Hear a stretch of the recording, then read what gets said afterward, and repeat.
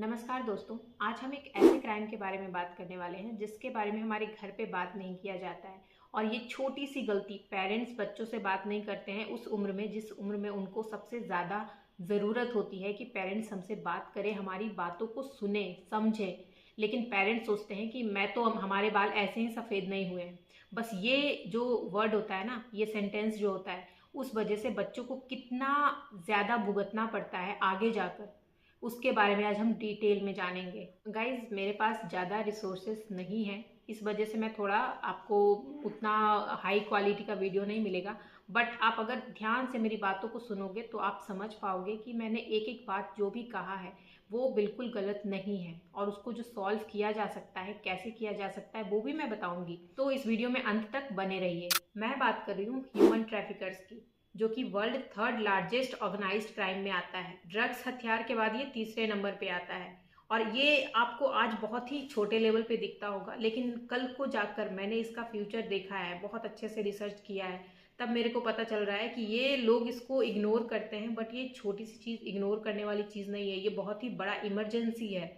अगर इसको आज सॉल्व नहीं किया गया तो देश खत्म होने में बहुत टाइम नहीं लगेगा। और आज हम इसके जड़ तक जाएंगे कि जड़ से इस चीज़ को कैसे ख़त्म किया जाए। और इसका सिर्फ एक ही सॉल्यूशन है, अवेयरनेस, जो कि लोगों में नहीं है। लोग चाहते हैं, कुछ लोग काम कर रहे हैं, कुछ एनजीओज काम कर रहे हैं इस पे, लेकिन लोगों को अभी भी उतना समझ नहीं आ रहा है। और मेरा यही मिशन है, सबसे पहला मिशन है।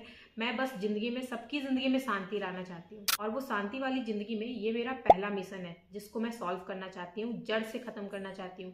ये बहुत ही छोटा दिखता है, हम उसको सीरियस नहीं लेते हैं, लेकिन कितना बड़ा, कितना घिनौना चीज़ है। आप अगर इस वीडियो को पूरा देखोगे तो आपको खुद पता चल जाएगा कहाँ से स्टार्ट होता है, कैसे एक एक प्रोसेस, हर एक चीज़ को डिटेल में जानेंगे, जिसके बारे में हमारे घर पे बात नहीं किया जाता है। लोगों को शर्म आती है बताने में, और उसी शर्म का फायदा उठाते हैं बाहर वाले। आज हम इस वीडियो में बहुत अच्छे से जानेंगे कि कैसे एक छोटी सी पेरेंट्स की गलती की वजह से बच्चे को क्या क्या भुगतना पड़ता है, मौत से भी बदतर जिंदगी वो जीते हैं। जिस उम्र में बच्चों को सुनना चाहिए पेरेंट्स, उस उम्र में भी उनको ज्ञान देते हैं, और यही रीजन होता है, उस ज्ञान की वजह से बच्चे अपने आप को सही समझते हैं, पेरेंट्स अपने आप को समझते हैं, और इसका फायदा ह्यूमन ट्रैफिकर्स उठाते हैं। आज के टाइम में ऑनलाइन हो या ऑफलाइन, हर जगह ये चीज़ें चल रही हैं। पहले के टाइम में ऑफलाइन होता था, लेकिन आज के टाइम में ये ज़्यादातर ऑनलाइन हो चुका है। और कैसे, आपको अगर आप नॉलेज लोगे तो आपको पता चलेगा। रजिस्टर्ड केस है, 7 मिनट में एक पर्सन को उठाया जाता है, एक बच्चे को, बच्चियों को। इन ट्रैफिकर्स को ये नहीं पता है कि आप हिंदू हो, मुस्लिम हो, सिख हो, ईसाई हो, हर जगह ये ट्रैफिकर्स इंटर कर चुके हैं। पहले के टाइम में ये ज़्यादातर ऑफलाइन होते थे, लेकिन आज के टाइम में आपके हर घर में, आप कितने भी अमीर हो, बच्चे के हाथ में अगर फ़ोन आपने दिया है तो वहाँ भी वो ट्रैफिकर आपके बच्चे को कर रहे हैं उस लेवल पे, जितना कि आप सोच भी नहीं सकते हो। और उसी अवेयरनेस के लिए मैं ये वीडियो बना रही हूँ, ताकि आपको पता चले कि क्या करना चाहिए, क्या नहीं करना चाहिए। अक्सर माँ बाप सोचते हैं कि ये हमारे बच्चों के साथ तो नहीं हो सकता, लेकिन एक भी घर ऐसा सुरक्षित नहीं बचा है जिसके साथ ये चीज़ें ना हो। इस लेवल पे ये काम चल रहा है, और इसके पीछे का सिंपल सा रीजन है, बड़े बड़े लोग, अमीर लोग, पॉलिटिशियंस भी, बड़े बड़े लोग, पुलिस ऑफिसर, सब इसमें मिले हुए हैं, जिस वजह से। और यही रीज़न है कि मैं खुद इस चीज़ में डीपली उतरना चाहती हूँ। मुझे पता है, मेरे को मरने धरने का कोई डर ही नहीं बचा है। लाइफ में जो होता है ना कि किसी चीज़ से डर, मेरे को कुछ खोने का डर ही नहीं है, मैं क्यों डरूंगी किसी से। और ये वीडियो हर उस इंसान के लिए है, चाहे वो कोई भी हो। चाहे आपके घर में कोई मेड काम करती है, मेड कहाँ से आ रही है, आप अच्छे से डिटेल सर्च नहीं करते हो। और बहुत सारी चीज़ें हैं, चाहे वो छोटी बच्चियों का पैर काट के या आँखों को जला के अंधा करके उससे भीख मंगवाया जाता है। ये सब कोई स्पेशल वो गरीब बच्चे ही नहीं होते हैं, वो कोई भी बच्चा हो सकता है। आप कितने भी अमीर हो, कितने भी मिडिल क्लास हो, कितने भी, क्या मैं बोलूँ, समझ में नहीं आता है। इतना बड़ा टॉपिक है ना ये, कि मैं एक एक पॉइंट पे घंटों का अच्छे से आपको लेक्चर दे सकती हूँ। लेकिन सिर्फ लेक्चर देने नहीं आई हूँ, प्रॉब्लम को सॉल्व करने आई हूँ। और सिर्फ यहाँ घर से निकलने की देर है, उसके बाद इन लोगों की खटिया खड़ी तो मैं करने वाली हूँ। उसके बाद आप बताइएगा क्या ये चीज़ों को स्टार्ट करना चाहिए हमें या नहीं, हम शर्म से बैठे रहें या फिर स्टार्ट करना चाहिए। हम, ह्यूमन ट्रैफिकिंग सिर्फ एक इंसान की नहीं है, ऑर्गेन ट्रैफिकिंग होती है। यहाँ पे लड़कों को, बच्चों को, छोटे से बड़े, हर इंसान, हर एज के बच्चों को इस तरीके से किया जाता है। आपको नौकर बना के रखा जाता है गंदगी में इतनी। और अगर आपको लग रहा है कि आप अभी अमीर हो, आप अभी अपने बच्चों को सुरक्षित कर सकते हो, तो बिल्कुल ये चीज़ फ्यूचर में कुछ नहीं सुरक्षित रहने वाला है, क्योंकि आपके हाथ में फ़ोन है। उस फ़ोन के वजह से कुछ भी हो सकता है। अगर आप बच्चे को फ़ोन ना दो तो बच्चे आपको परेशान करेंगे, मेंटली टॉर्चर खुद होंगे, खुद परेशान होंगे, खुद सुसाइड करेंगे। या तो अगर आप बच्चों को फ़ोन दोगे तो बाहर वाले, दोनों जगह से बच्चे परेशान हैं। उस चीज़ को अगर आपको सॉल्व करना है तो वीडियो के अंत तक बने रहिए। मैंने हर एक टॉपिक को डीपली कवर किया है, और अगर कुछ टॉपिक बचता भी है आप कमेंट करिए, या तो सेकेंड पार्ट तो कंफर्म आने वाला है, क्योंकि मैंने बहुत ही शॉर्ट में इस चीज़ों को बताया है, सॉल्यूशंस को बताया है। लेकिन अगले पार्ट में डिटेल में हर एक चीज़ को पूरा सीरीज चलाने वाली हूँ, जिसमें डिटेल में आपको ये चीज़ों का पता चलेगा। 13 लाख रजिस्टर्ड सेक्स वर्कर्स सिर्फ इंडिया में हैं, और इंडिया से बाहर ले जाया जाता है, बाहर से इंडिया में ले जाया जाता है, बहुत सारी चीज़ें हैं। आपको हर एक चीज़ पता चलेगा। और उन्हें ऐसा फंसाया जाता है, चाहे वो कितनी ही बोल्ड लड़की हो, कोई भी हो, उसको इतने गंदे लेवल पे टॉर्चर किया जाता है कि उस टॉर्चर में वो एक वक्त ऐसा आता है कि वो हार मान ही लेती है। जब मैं ये रिसर्च कर रही थी ना, तो मेरे रोंगटे खड़े नहीं हुए, मैं बहुत रोई हूँ, मैं फील करी हूँ एक एक चीज़, हर चीज़ को फील करना आता है। और यही रीज़न है कि मैं इस मैदान में उतर कर इन चीज़ों से लड़ना चाहती हूँ। आप सोचते हो कि 4 लोग क्या कहेंगे, 4 लोगों के साथ भी वही चीज़ हो रहा है जो आपके साथ हो रहा है। आप उस चीज़ को जिस दिन समझ गए ना, आप दोनों सब मिलके अगर रहोगे, तो ट्रैफिकर्स की इतनी हिम्मत नहीं कि वो किसी बच्चे को उठा ले। और सरकारें बोलेंगी कि इसके तो ये कानून बने हैं, ये कानून बने हैं। और सरकार ने हर एक चीज़ का कानून तो बना रखा है, लेकिन उन कानून से कैसे बचते हैं, ये पुलिस वाले भी बहुत सारे मिले होते हैं, जिस वजह से वो जो चीज़ें सरकार रखती हैं, जो फंड इन लोगों को मिलना चाहिए, वो चीज़ें उन लोगों को ना मिलके किसी और के जेब में जाता है। आज उसका भी खुलासा करेंगे। और जिन महिलाओं के साथ आप डोमेस्टिक वायलेंस करते हो, वो बाहर अपना इमोशनल सपोर्ट ढूंढने जाते हैं, उनको भी उसी तरीके से फंसाया जाता है, बाहर ले जाके उनको बेचा जाता है। उनके अगर वो कम उम्र के हुए तो उनको कोठे पे बिठा दिया जाता है, अगर ज़्यादा उम्र के हो गए तो उनकी जो ऑर्गन्स होता है, ऑर्गन्स का सप्लाई करते हैं। और अगर इंसान कोई काम का नहीं रहा तो उसके ऑर्गन को बेचा जाता है। आज मैं हर उस महिलाओं के साथ हूँ, हर बच्चे लड़के लड़कियाँ जो भी किडनैप होते हैं, हर इंसान का जो जड़ होता है ना, उस जड़ तक मैं जा चुकी हूँ। अब बस उस पर काम करना बचा है। प्लीज़ अगर आप लोग सपोर्ट करेंगे तो आप लोग हर अपने घर में सुरक्षित रह सकते हैं। अदरवाइज़ तो आप देख ही रहे हो माहौल आज का, कोई भी बच्चा कहीं से भी गायब हो रहा है, हर 7 मिनट में एक। आप खुद ही सोचो, रजिस्टर्ड है ये, और रियली में अगर आप बात करोगे तो उससे ज़्यादा ही है। सिंपल सी बात है, अगर आप देख रहे हो इस वीडियो को देखते देखते अगर आपका 7 मिनट हो चुका है, तो आप सोचो एक बच्चा उतने देर में उठ चुका है। लड़कियां ही नहीं, लड़कों को भी मॉडलिंग के नाम पे उठाया जाता है, लड़कियों को भी मॉडलिंग के नाम पे उठाया जाता है, उसके बाद उससे बहुत गंदे गंदे काम करवाए जाते हैं। और कई सैडियस्ट लोग तो 200 रुपये में इंसान की जान लेते हैं, जाके अपनी मर्दांगी दिखाते हैं, मर्डर करते हैं उन औरतों को जो बेसहारा हैं। यहाँ पर इंसान का रेट एक मोबाइल फ़ोन के रेट से भी कम है, अभी आपको कुछ देर में पता चलेगा।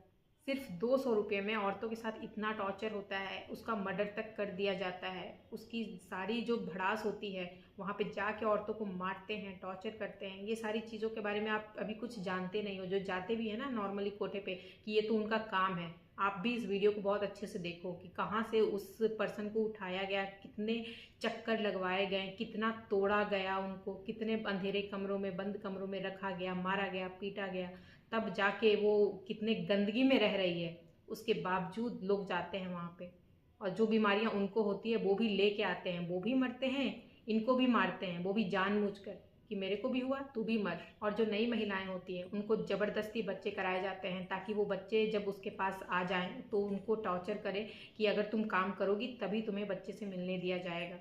इस लेवल का टॉर्चर होता है ना, आप सोच भी नहीं सकते हो, दिल दहल जाएगा पूरा वीडियो देखोगे तो। मेरे पास उतना रिसोर्सेज नहीं है, मुझे ये जो फ़ोन मिला है ना, वो भी धमकी देने पे मिला है कि मैं भाग जाऊंगी घर से, तब जाके थोड़ा अच्छा क्वालिटी का कैमरा मिला है। अदरवाइज़ मेरे घर पे कोई प्रॉब्लम नहीं है। लेकिन ये कंटेंट क्रिएशन या कोई भी काम यहाँ पे काम नहीं माना जाता है जब तक कि आप डिग्री बड़ा सा अच्छा सा ना लो।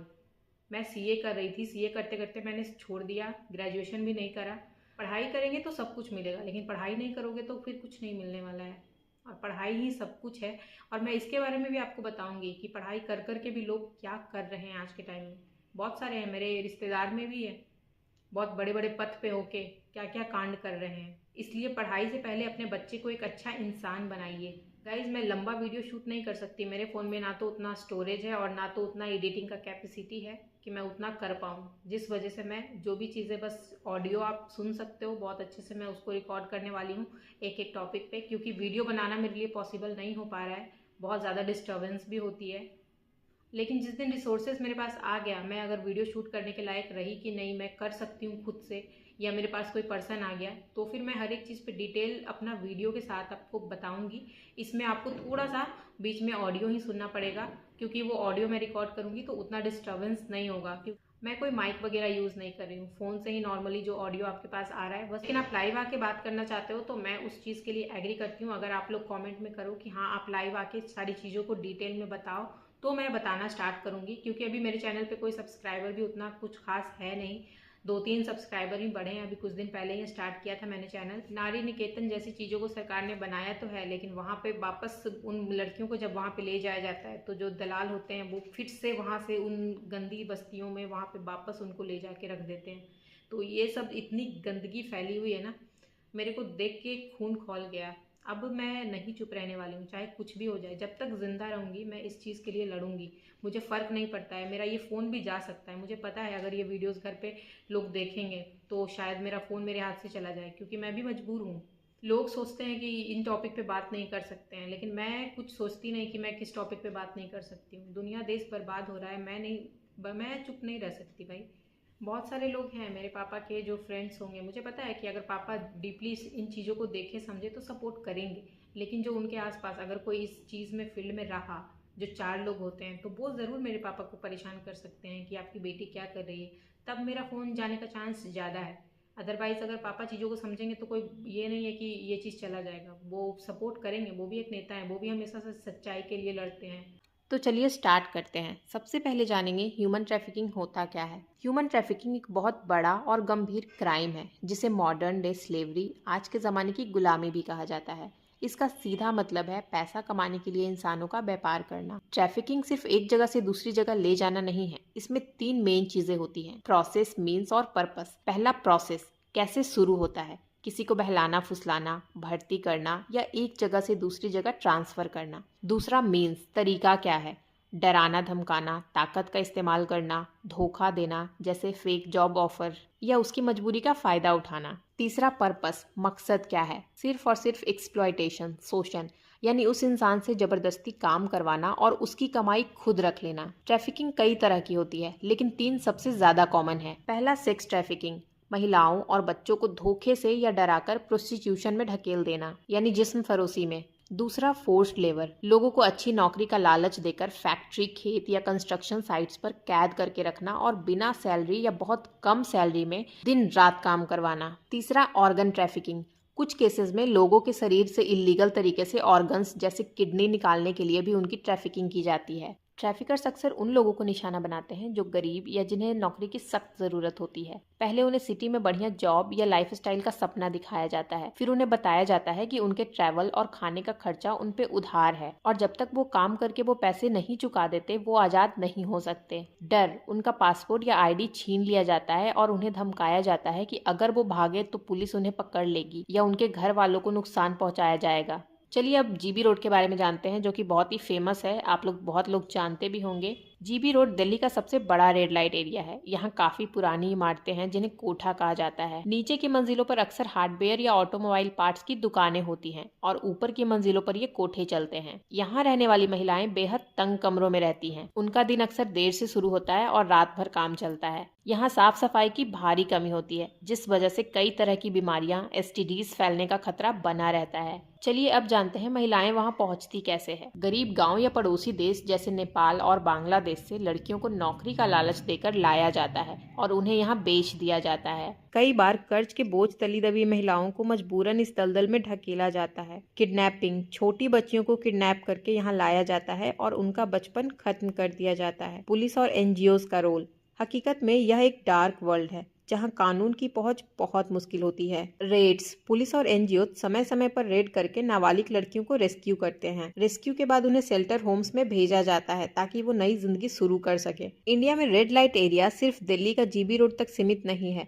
मुंबई का कमाथीपुरा, कोलकाता का सोनागाची एशिया का सबसे बड़ा रेड लाइट एरिया है और पुणे का बुधवार पेट जैसे बड़े बड़े इलाके हैं। सरकारी डेटा नाको नेशनल एड्स कंट्रोल ऑर्गेनाइजेशन के मुताबिक इंडिया में रजिस्टर हुए सेक्स वर्कर्स की संख्या लगभग 8 से 10 लाख के बीच है, लेकिन एनजीओज और इंटरनेशनल एजेंसी जैसे यूएन या ह्यूमन राइट ग्रुप्स का मानना है कि असली संख्या इससे कई ज्यादा है। अगर हम उन महिलाओं और बच्चों को भी गिने जो छुपकर इस धंधे में ढकेले गए हैं तो वो संख्या करोड़ों में पहुंच सकती है। और यहाँ कोई भी अपनी मर्जी से नहीं आता। इस दलदल में पहुंचने का 3 सबसे बड़ा रास्ता है।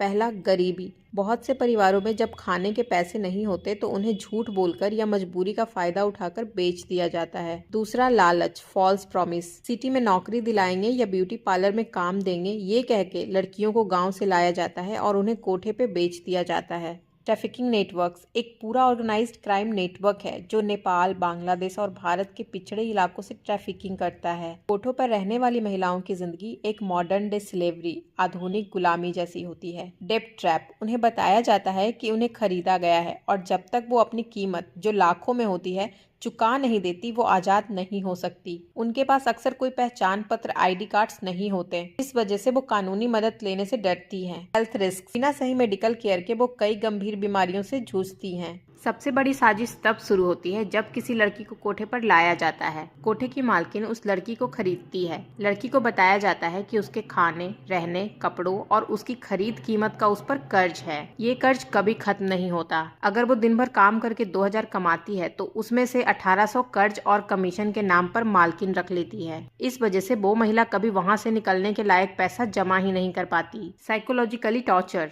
उन्हें डराया जाता है कि अगर तुमने भागने की कोशिश की तो तुम्हारे परिवार को मार देंगे या तुम्हारे गांव में सबको बता देंगे कि तुम क्या काम करती हो।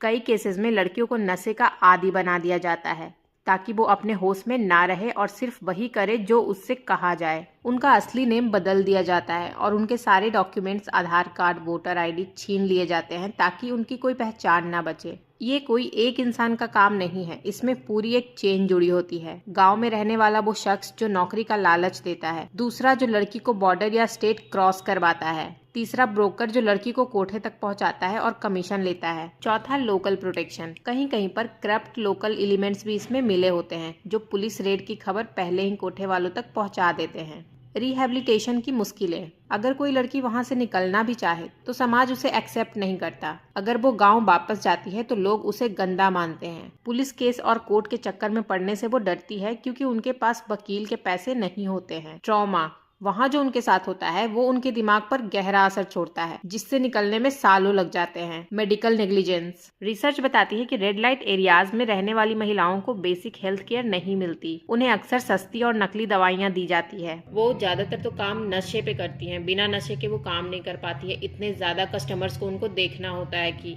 अगर कोई बीमार पड़ती है तो उसे रेस्ट नहीं दिया जाता बल्कि जबरदस्ती काम करवाया जाता है जब तक वो पूरी तरह टूट ना जाए। रिपोर्ट्स बताती है कि 13 मिलियन का जो फिगर है उसमें से लगभग 12 लाख से ज्यादा नाबालिग हैं जो उस कोठे में कैद हैं। आजकल सोशल मीडिया के जरिए लड़के लड़कियों को प्यार के जाल में फंसाते हैं, फिर उनसे शादी या घूमने के बहाने शहर बुलाकर कोठों पर बेच देते हैं। रिसर्च के अनुसार 52% विक्टिम वो हैं जिन्हें उनके किसी जानने वाले ने ही बेचा होता है, रिश्तेदार या पड़ोसी। कई बार लड़कियों को नशीली चीजें पिलाकर किडनैप किया जाता है और होश आने पर वो खुद को एक बंद कमरे में पाती है। इंडिया में कुछ ऐसे एनजीओज हैं जो अपनी जान पर खेलकर इन लड़कियों को बचाते हैं। ये एनजीओज पुलिस के साथ मिलकर रेड एंड रेस्क्यू ऑपरेशंस करते हैं। सबसे बड़ी साजिश, legal and systematic failures. Research में ये पाया गया है कि ट्रैफिकिंग सिर्फ गरीबी से नहीं बल्कि एक क्रिमिनल नेक्सस से चलती है। The broker system. एक लड़की को बेचने पर ब्रोकर को 50,000 से 2 लाख तक मिलते हैं। False identity. कोठा मालिक उन लड़कियों के नकली डॉक्यूमेंट्स बनवा लेते हैं ताकि अगर पुलिस आए भी तो उन्हें एडल्ट दिखा सके। कोर्ट की लड़ाई। एक बार रेस्क्यू होने के बाद भी ट्रैफिकर्स जो दलाल होते हैं उन लड़कियों को डराते हैं ताकि वो कोर्ट में गवाही ना दे सके। चलिए कुछ रियल केस स्टडीज देखते हैं। सुनीता ने एक ऐसी लड़की का रेस्क्यू किया था जिसे उसके सगे चाचा ने बेचा था। उस लड़की को एक छोटे से बॉक्स नुमा कमरे में रखा गया था जहां सूरज की रोशनी तक नहीं पहुंचती थी। रेस्क्यू के बाद उसने पढ़ाई की और आज वो एक नर्स बनकर दूसरों की जान बचा रही है। कोलकाता की लता को ब्यूटी पार्लर में काम देने के बहाने सोनागाची लाया गया था। उसने कोठे से भागने की कोशिश की तो उसे कई दिनों तक भूखा रखा गया। एक कस्टमर की मदद से उसने एक एनजीओ को फोन किया। आज वो एक एक्टिविस्ट है और दूसरी लड़कियों को ट्रैफिकिंग से बचा रही है। भारत में ट्रैफिकिंग और सेक्स वर्क से जुड़े कानून काफी पेचीदा कॉम्प्लेक्स हैं। इसमें सबसे बड़ा कानून है आईटीपीए इमोरल ट्रैफिक प्रिवेंशन एक्ट 1956। ये कानून सेक्स वर्क को पूरी तरह इलीगल नहीं मानता, लेकिन इससे जुड़ी एक्टिविटीज को जुर्म मानता है। सेक्शन 3 कोठा या ब्रोथल चलाना सख्त मना है। इसमें जेल और भारी फाइन दोनों होते हैं। सेक्शन 4 दूसरों की कमाई पर जीना या उससे मुनाफा कमाना जुर्म है। सेक्शन 5 किसी को इस धंधे में ढकेलना या लालच देकर लाना सबसे बड़ा जुर्म है। सेक्शन 7 पब्लिक प्लेसेस जैसे मंदिर, स्कूल या हॉस्पिटल के 200 मीटर के दायरे में ये काम करना इलीगल है। दूसरा POCSO act, protection of children from sexual offences. अगर कोई भी विक्टिम 18 साल से कम उम्र की है तो वहाँ आईटीपीए के साथ साथ पॉस्को एक्ट भी लगता है। इसमें धाराएं इतनी सख्त हैं कि मुजरिम को उम्र कैद तक हो सकती है, फिर भी ये लोग बच जाते हैं।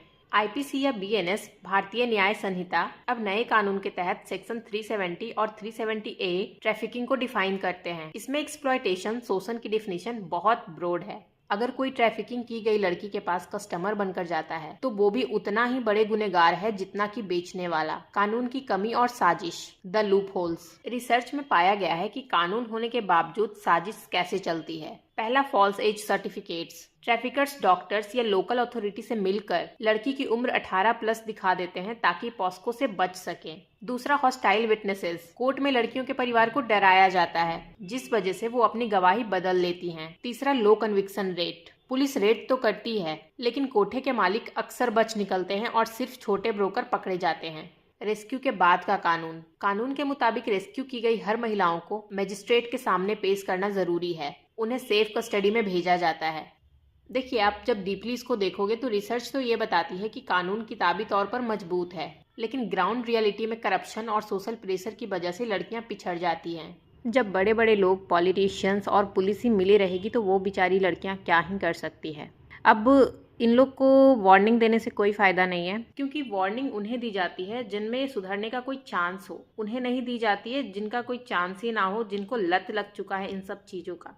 सैडिस्ट लोग जो होते हैं ना, क्राइम करते हैं और उनको उन चीज़ों में खुशी मिलती है, उनका डोपामिन तभी रिलीज होता है जब वो किसी मासूम पर अत्याचार करते हैं। और जितना अभी आपने सुना शायद आपको सुन के नॉर्मल लग रहा हो, क्योंकि आपने पहले भी इतनी बातें सुनी होंगी, बट उनके साथ वहाँ पे क्या क्या होता है, कितनी मारपीट होती है, क्या ये आप जानते हो? और सिर्फ मारपीट ही नहीं, उसके साथ जबरदस्ती, मान लो कोई रेडी नहीं होता है तो उसको चूना, मिर्ची, ये सब चीज़ों को प्राइवेट पार्ट में डाल के उसके साथ सेक्स किया जाता है। और कई कस्टमर तो आते ही इसलिए हैं ताकि उन पे वो भड़ास निकाल सके, वो मार सके उसको। और कई बार तो लोग मार भी देते हैं, कत्ल करके वो चले जाते हैं और उन्हें पता भी नहीं, उनको जो आसपास के लोग होते हैं उन्हें पता चलता है सुबह कि ये तो मर चुकी है।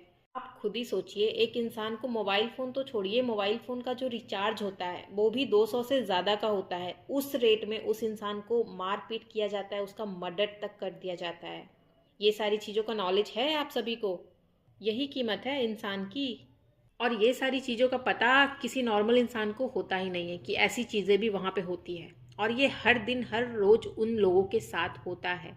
वो कोई भी पर्सन वहाँ पे जो होता है ना, वो अपनी मर्जी से नहीं होता है। और जो लोग वहाँ पे जाते हैं उन लोगों को लगता है कि ये लोग अपनी मर्जी से यहाँ पे हैं, लेकिन वहाँ पे ऐसा ट्रैप फंसाया जाता है ना, कोई कितनी भी स्मार्ट लड़की हो, वहाँ से निकलना उसके लिए एक टाइम पे थक जाती है, थक हार के वो हार मान लेती है कि अब मेरा कुछ नहीं हो सकता है, क्योंकि लोकल पुलिस वाले भी वहाँ पे मिले रहते हैं, जिसके वजह से वो कुछ कर ही नहीं पाती है। अगर वो भागती भी है उसका सीधा कत्ल कर दिया जाता है और दूसरों को धमकाया जाता है कि देख लो यही नतीजा तुम्हारा भी होगा। वहाँ पे उसके पास कोई ऑप्शन ही नहीं होता है कि वो वापस कहीं घर जा सके।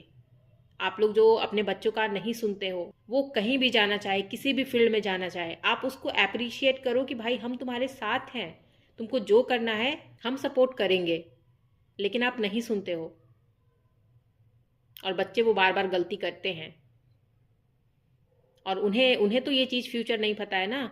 बट अगर आप ये वीडियो देख रहे हो तो आपको तो अभी तो पता चल चुका है ना कि क्या होता है क्या नहीं होता है। आज भी हमारे साथ आप खड़ा नहीं होगे। हर बच्चे का नेचुरल टैलेंट अलग होता है, अगर आप उसके टैलेंट पे काम नहीं करोगे तो वहीं जाएगा, दूसरे लोग उसको वैलिडेशन देंगे, वहीं पे वो जाएगा और उसके साथ यही सारी चीज़ें होगी। अगर कोई पेरेंट्स इस वीडियो को देख रहे हैं और आपको शर्म आती है, आप बच्चे से नहीं बात कर पाते हो, तो कम से कम ये वीडियो उनके पास भेज दो। ट्रैफिकिंग से बचने का सबसे पहला तरीका यही है, अवेयरनेस। अगर बच्चे जानेंगे ही नहीं तो वो कैसे समझेंगे चीज़ों को कि क्यों नहीं जाने दे रहे हैं पेरेंट्स। आपके लिए भी वो नफरत पैदा करेंगे अपने मन में। लेकिन उनको पता चल जाएगा कि आप क्यों उनको बचाना चाह रहे हो, तो कम से कम वो आपसे बात तो करेंगे कि मुझे ये करना है। लेकिन आप सुनना बंद कर दोगे तो कोई और सुनेगा, आप नहीं तो। और उसके बाद तो आपको पता ही है कि क्या होता है। और ये बहुत ही छोटा सा, ये ना 5% मैंने बताया है, इसके बाद भी बहुत सारी चीज़ें होती है जो पूरे वीडियो में आप देखोगे। और ये पुलिस रेड से तो कुछ होने वाला नहीं है, क्योंकि वहाँ पे बहुत छोटे छोटे कमरे होते हैं, वहाँ ऑक्सीजन भी नहीं जाता है, वहाँ पे उन लड़कियों को बंद कर दिया जाता है, खुफिया रास्ते बने होते हैं, वहाँ से उसको निकाला जाता है। तो ये इसका सोल्यूशन तो है ही नहीं कि रेड से उसको सॉल्व कर दिया जाए।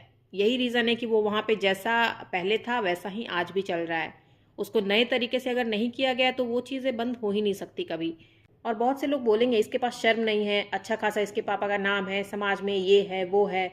तो अगर मेरे बेशर्म बनने से पूरा देश बचता है, अवेयरनेस आती है ना, तो मुझे बेशर्म बनने में कोई प्रॉब्लम नहीं है। और मुझे नहीं लगता कि मेरे पेरेंट्स को कोई प्रॉब्लम होगा, क्योंकि मैं कोई गलत काम नहीं कर रही हूँ, मैं लोगों को जागरूक कर रही हूँ। तो जिनके दिमाग में ये ख्याल भी आता है, चलो शर्म के वजह से ना भी बोले कि नहीं इसके पापा बड़े आदमी हैं नहीं बोल सकते, ख्याल भी आए ना तो खुद सोच लो। बेशर्मी की भी ना हद होती है कि क्या तुम सोच रहे हो। ये 4 लोग के सोसाइटी के वजह से पूरा देश बर्बाद होते हैं, मैं तो नहीं देख सकती।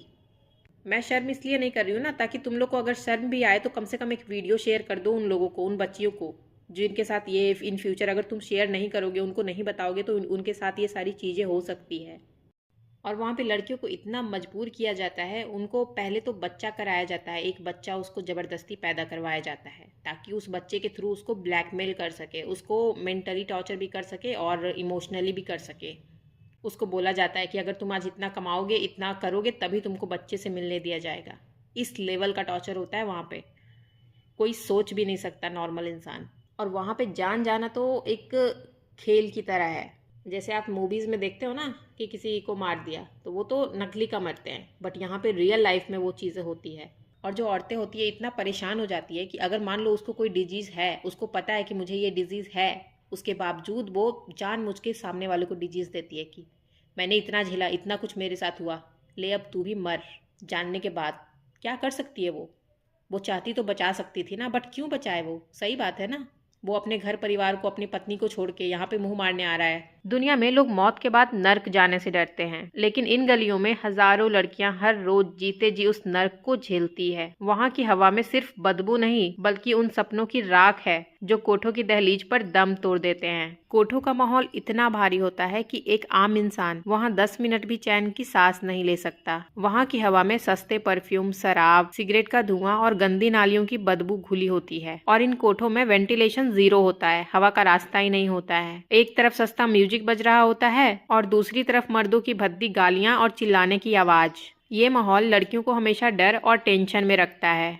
दीवारों पर से पपड़ी झड़ रही होती है और हर जगह कचरा और सीलन होती है। वो चमक धमक जो बाहर से दिखती है वो सिर्फ एक धोखा है। कोठों के कमरे किसी जेल की कोठरी से भी बदतर होते हैं। इन कमरों को पिजन होल्स कहा जाता है। एक ही पलंग पर 3 से 4 लड़कियां सोती है। जब कस्टमर आता है तो बाकी लड़कियां पर्दे के पीछे या बाहर इंतजार करती है। वहाँ प्रिवेसी नाम की कोई चीज नहीं होती है। कपड़े बदलने से लेकर नहाने तक सब कुछ बहुत ही मुश्किल और शर्मनाक हालत में होता है। दिन हो या रात वहाँ हमेशा अंधेरा रहता है, ताकि किसी को समय का पता न चले और 24 घंटे धंधा चलता रहे। नर्क तब बनता है जब इंसान को जानवर समझा जाए। जब कोई नई लड़की आती है तो उसे कई दिनों तक अंधेरे कमरे में बंद करके रखा जाता है, मारा जाता है और खाना भी नहीं दिया जाता है जब तक कि वो टूट ना जाए और धंधा करने के लिए तैयार ना हो जाए। अगर किसी को बुखार है या पीरियड्स है तब भी उसे रेस्ट नहीं मिलता। मालकिन उन्हें ड्रग्स या हैवी पेन किलर्स देकर काम पर खड़ा कर देती है। माहौल इतना बुरा होता है कि लड़कियां उस दर्द को भूलने के लिए खुद शराब या ड्रग्स लेने लगती है। ये मालकिन की साजिश होती है ताकि वो हमेशा कोठे पर निर्भर रहे। और नर्क को नर्क बनाने में वहाँ आने वाले मर्दों का सबसे बड़ा हाथ है। बहुत से मर्द वहाँ अपनी दिन भर की भड़ास निकालने जाते हैं। वो लड़कियों के साथ बदतमीजी करते हैं, उन्हें मारते हैं और उन्हें एक इंसान की तरह ट्रीट ही नहीं करते हैं। कस्टमर अक्सर प्रोटेक्शन यूज करने से मना करते हैं, जिससे महिलाओं को HIV और दूसरी बीमारियों का खतरा हमेशा बना रहता है। ये उनकी जिंदगी पर मौत की तलवार की तरह लटकता है। कोठे की दीवारों ने सिर्फ चीखें सुनी है, लेकिन कानून ने अपना हमेशा कान बंद रखा है। वहाँ मर्डर सिर्फ जिस्म का नहीं होता है, हर रोज एक इंसान का आत्मा मरता है और पूरा समाज तमाशबीन बनकर देखता है। कोठों पर आने वाले मर्द अक्सर एक विक्टिम ब्लेमिंग माइंडसेट के साथ आते हैं। उन्हें लगता है कि उन्होंने पैसा दिया है, इसलिए उन्हें महिलाओं के जिस्म पर हर तरह के अत्याचार करने का हक है। बहुत से मर्द ऐसी गंदी डिमांड्स करते हैं जो कि बहुत दर्दनाक होती है। मना करने पर महिलाओं को बुरी तरह पीटा जाता है। शराब और नशे में धुत कस्टमर्स अक्सर लड़कियों के साथ मारपीट करते हैं। रेड लाइट एरिया में रहने वाली 80% से ज्यादा महिलाएं अपनी जिंदगी में कम से कम एक बार भयानक फिजिकल अटैक का शिकार होती है। और अगर कोई कस्टमर लड़की का मर्डर कर भी देता है तो कोठा मालकिन और पिंप मिलकर उसकी बॉडी को कहीं दूर फेंक देते हैं या उसे लावारिस दिखा देते हैं, क्योंकि उन लड़कियों के पास कोई आईडी प्रूफ होता ही नहीं है। इसीलिए पुलिस के लिए उनकी पहचान करना मुश्किल होता है। कई बार मर्डर को सुसाइड का रूप दे दिया जाता है। कोठों की उन गलियों में इतनी भीड़ और अंधेरा होता है कि सबूत मिटाना बहुत आसान होता है। अब जानिए पुलिस क्यों चुप होती है। क्योंकि पुलिस और समाज के लिए ये महिलाएं अक्सर क्रिमिनल मानी जाती है, विक्टिम नहीं। जब कोई उनके खिलाफ क्राइम होता है तो सिस्टम उसे इतनी गंभीरता से लेता ही नहीं है। कोठा मालकिन और ट्रैफिकर्स लोकल लेवल पर पैसों के दम पर कनेक्शंस बना लेते हैं। जब कोई बड़ा हादसा होता है तो सेटलमेंट कर ली जाती है और बात कोर्ट तक पहुंचने ही नहीं दी जाती। कोठे के अंदर क्या हुआ इसका कोई गवाह नहीं होता। दूसरी लड़कियां डर के मारे गवाही नहीं देती, क्योंकि उन्हें पता है कि पुलिस जाने के बाद उन्हें उसी कोठा मालकिन के पास रहना है जो कि उनकी जान ले सकती है। डेटा बताती है कि कोठों पर होने वाले 95% क्राइम्स रिपोर्ट ही नहीं की जाती। लड़कियों को डराया जाता है कि अगर तुमने पुलिस को बताया तो पुलिस तुम्हें ही जेल में डाल देगी, क्योंकि तुम ये गंदा काम करती हो। ट्रैफिकर्स के पास लड़कियों के घर का पता होता है। वो धमकी देते हैं कि अगर तुमने मुंह खोला तो तुम्हारे भाई या माँ को मार देंगे। और क्या आपको पता है कि जैसे गाय और भैंसों पर निशान लगाए जाते हैं, वैसे ही इंसानों पर टैटूज बनाए जाते हैं। इंटरनेशनल और अब इंडियन ट्रैफिकिंग मार्केट में भी ये ब्रांडिंग का इस्तेमाल होता है। ट्रैफिकर्स लड़कियों की थाइज, गर्दन या हाथ पर अपने नाम या गैंग का लोगो टैटू करवा देते हैं। इसका मतलब होता है कि ये लड़की उस गैंग की प्रॉपर्टी है। थाइज पर टैटू इसलिए बनवाए जाते हैं क्योंकि वो कपड़ों से ढके होते हैं और आमतौर पर किसी को नहीं दिखते हैं, लेकिन कस्टमर या मालकिन उसे देखकर समझ जाते हैं कि ये लड़की भाग नहीं सकती। ये टैटू लड़की के दिमाग में बैठ जाता है कि अब मैं कभी आजाद नहीं हो सकती, मेरी पहचान अब ये निशान है। नई लड़कियों को जबरदस्ती हीरोइन, कोकेन या सस्ती नशीली दवाएं दी जाती है। जब उन्हें नशे की आदत हो जाती है तो ट्रैफिकर्स उन्हें नशा तभी देते हैं जब वो काम करती है। अगर वो मदद मांगने की कोशिश करे तो उनका नशा रोक दिया जाता है, जिससे उनका शरीर इतना दर्द में चला जाता है कि वो तड़पने लगती है। नशे की हालात में लड़की का दिमाग सुन्न हो जाता है। अगर कोई एनजीओ या पुलिस सामने खड़ी भी हो तो भी वो डर और नशे की वजह से बोल नहीं पाती। आजकल कोठों में कैमरा छुपाए होते हैं और साथ ही पिंप हमेशा आसपास घूमते रहते हैं। जब कोई लड़की किसी कस्टमर के पास जाती है या बाहर डॉक्टर के पास ले जाई जाती है तो एक गुंडा हमेशा उसके इतने करीब होता है कि वो किसी से एक लफ्ज भी नहीं कह पाती। इंटरनेशनल केसेस में लड़कियों को ऐसे देश में भेजा जाता है जहाँ की भाषा वो नहीं जानती। अगर वो चिल्लाए भी तो कोई उसकी बात समझ नहीं पाता। और इसीलिए मैं यूनिवर्सल हेल्प साइन भी आपको बताने वाली हूँ, ताकि आप लैंग्वेज जानो या ना जानो, आप किसी से हेल्प मांग सको। बहुत से कस्टमर को पता होता है कि लड़की मजबूर है, लेकिन वो ट्रैफिकर से मिले होते हैं। वो खुद उस शोषण का हिस्सा होते हैं। आसपास के लोग डर के मारे मुंह नहीं खोलते हैं। उन्हें लगता है कि ये माफिया का काम है और अगर वो बीच में आए तो उनकी जान को खतरा हो सकता है। वो टैटू सिर्फ एक निशान नहीं, एक लड़की की आजादी पर लगा हुआ ताला है। और वो नशा कोई मजा नहीं, बल्कि उसकी आवाज को दबाने का एक डिजिटल वेपन है। हम उन्हें देख रहे हैं, लेकिन वो हमें देखकर भी मदद नहीं मांग पा रही। सोचिए वो कितनी गहरी कैद में है।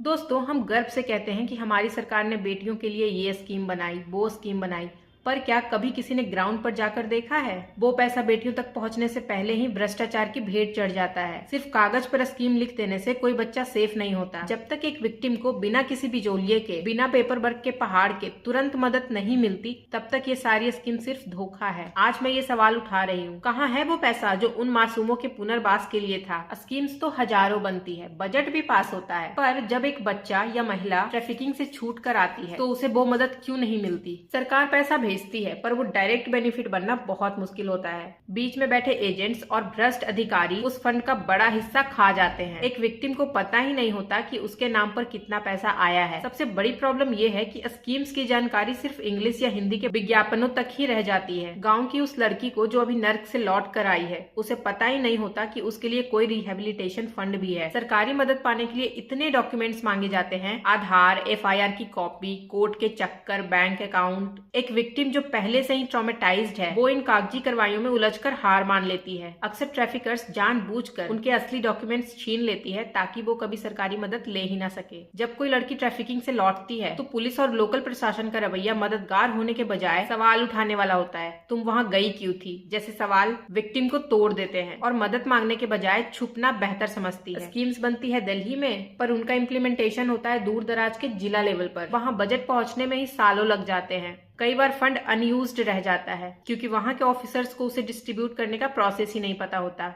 हम कहते हैं कि कोठों से बचाकर हमने उन्हें नारी निकेतन भेज दिया, पर क्या वो वहाँ सेफ है? क्या उन दीवारों के पीछे हमारे देश के बड़े नेता और रसूखदार लोग उनका दोबारा सौदा नहीं कर रहे हैं? कई बार नारी निकेतन सिर्फ एक ट्रांजिट पॉइंट बन जाता है। रिसर्च और न्यूज रिपोर्ट बताती है जैसे मुजफ्फरपुर या देवरिया शेल्टर होम केसेस, जब लड़कियों को कोठे से रेस्क्यू करके यहाँ लाया जाता है तो उन्हें लगता है कि वो आजाद हैं, लेकिन भ्रष्ट ऑफिशियल्स और नेताओं के पार्टनर्स उन्हें वहाँ से सप्लाई करना शुरू कर देते हैं। बड़े नेता और इन्फ्लुएंशियल लोगों की डिमांड पर नारी निकेतन से लड़कियों को रात में उनके पास भेजा जाता है और सुबह वापस लाया जाता है। अगर कोई लड़की मना करे तो उसे टॉर्चर किया जाता है या खाना नहीं दिया जाता। नारी निकेतन में रहने वाली महिलाओं की हालत अक्सर कैदियों से भी बदतर होती है। उन्हें बाहर जाने की इजाजत नहीं होती, उनका मिलना जुलना बंद होता है। इस आइसोलेशन का फायदा उठाकर मैनेजमेंट उन्हें ब्लैकमेल करता है। कई शेल्टर होम्स में सीसीटीवी कैमरास या तो होते ही नहीं या तो जानबूझकर बंद रखे जाते हैं ताकि नेताओं की गाड़ियां बिना किसी सबूत के अंदर बाहर आ सके। सबसे घिनौनी बात यह है कि कभी कभी नारी निकेतन के लोग ही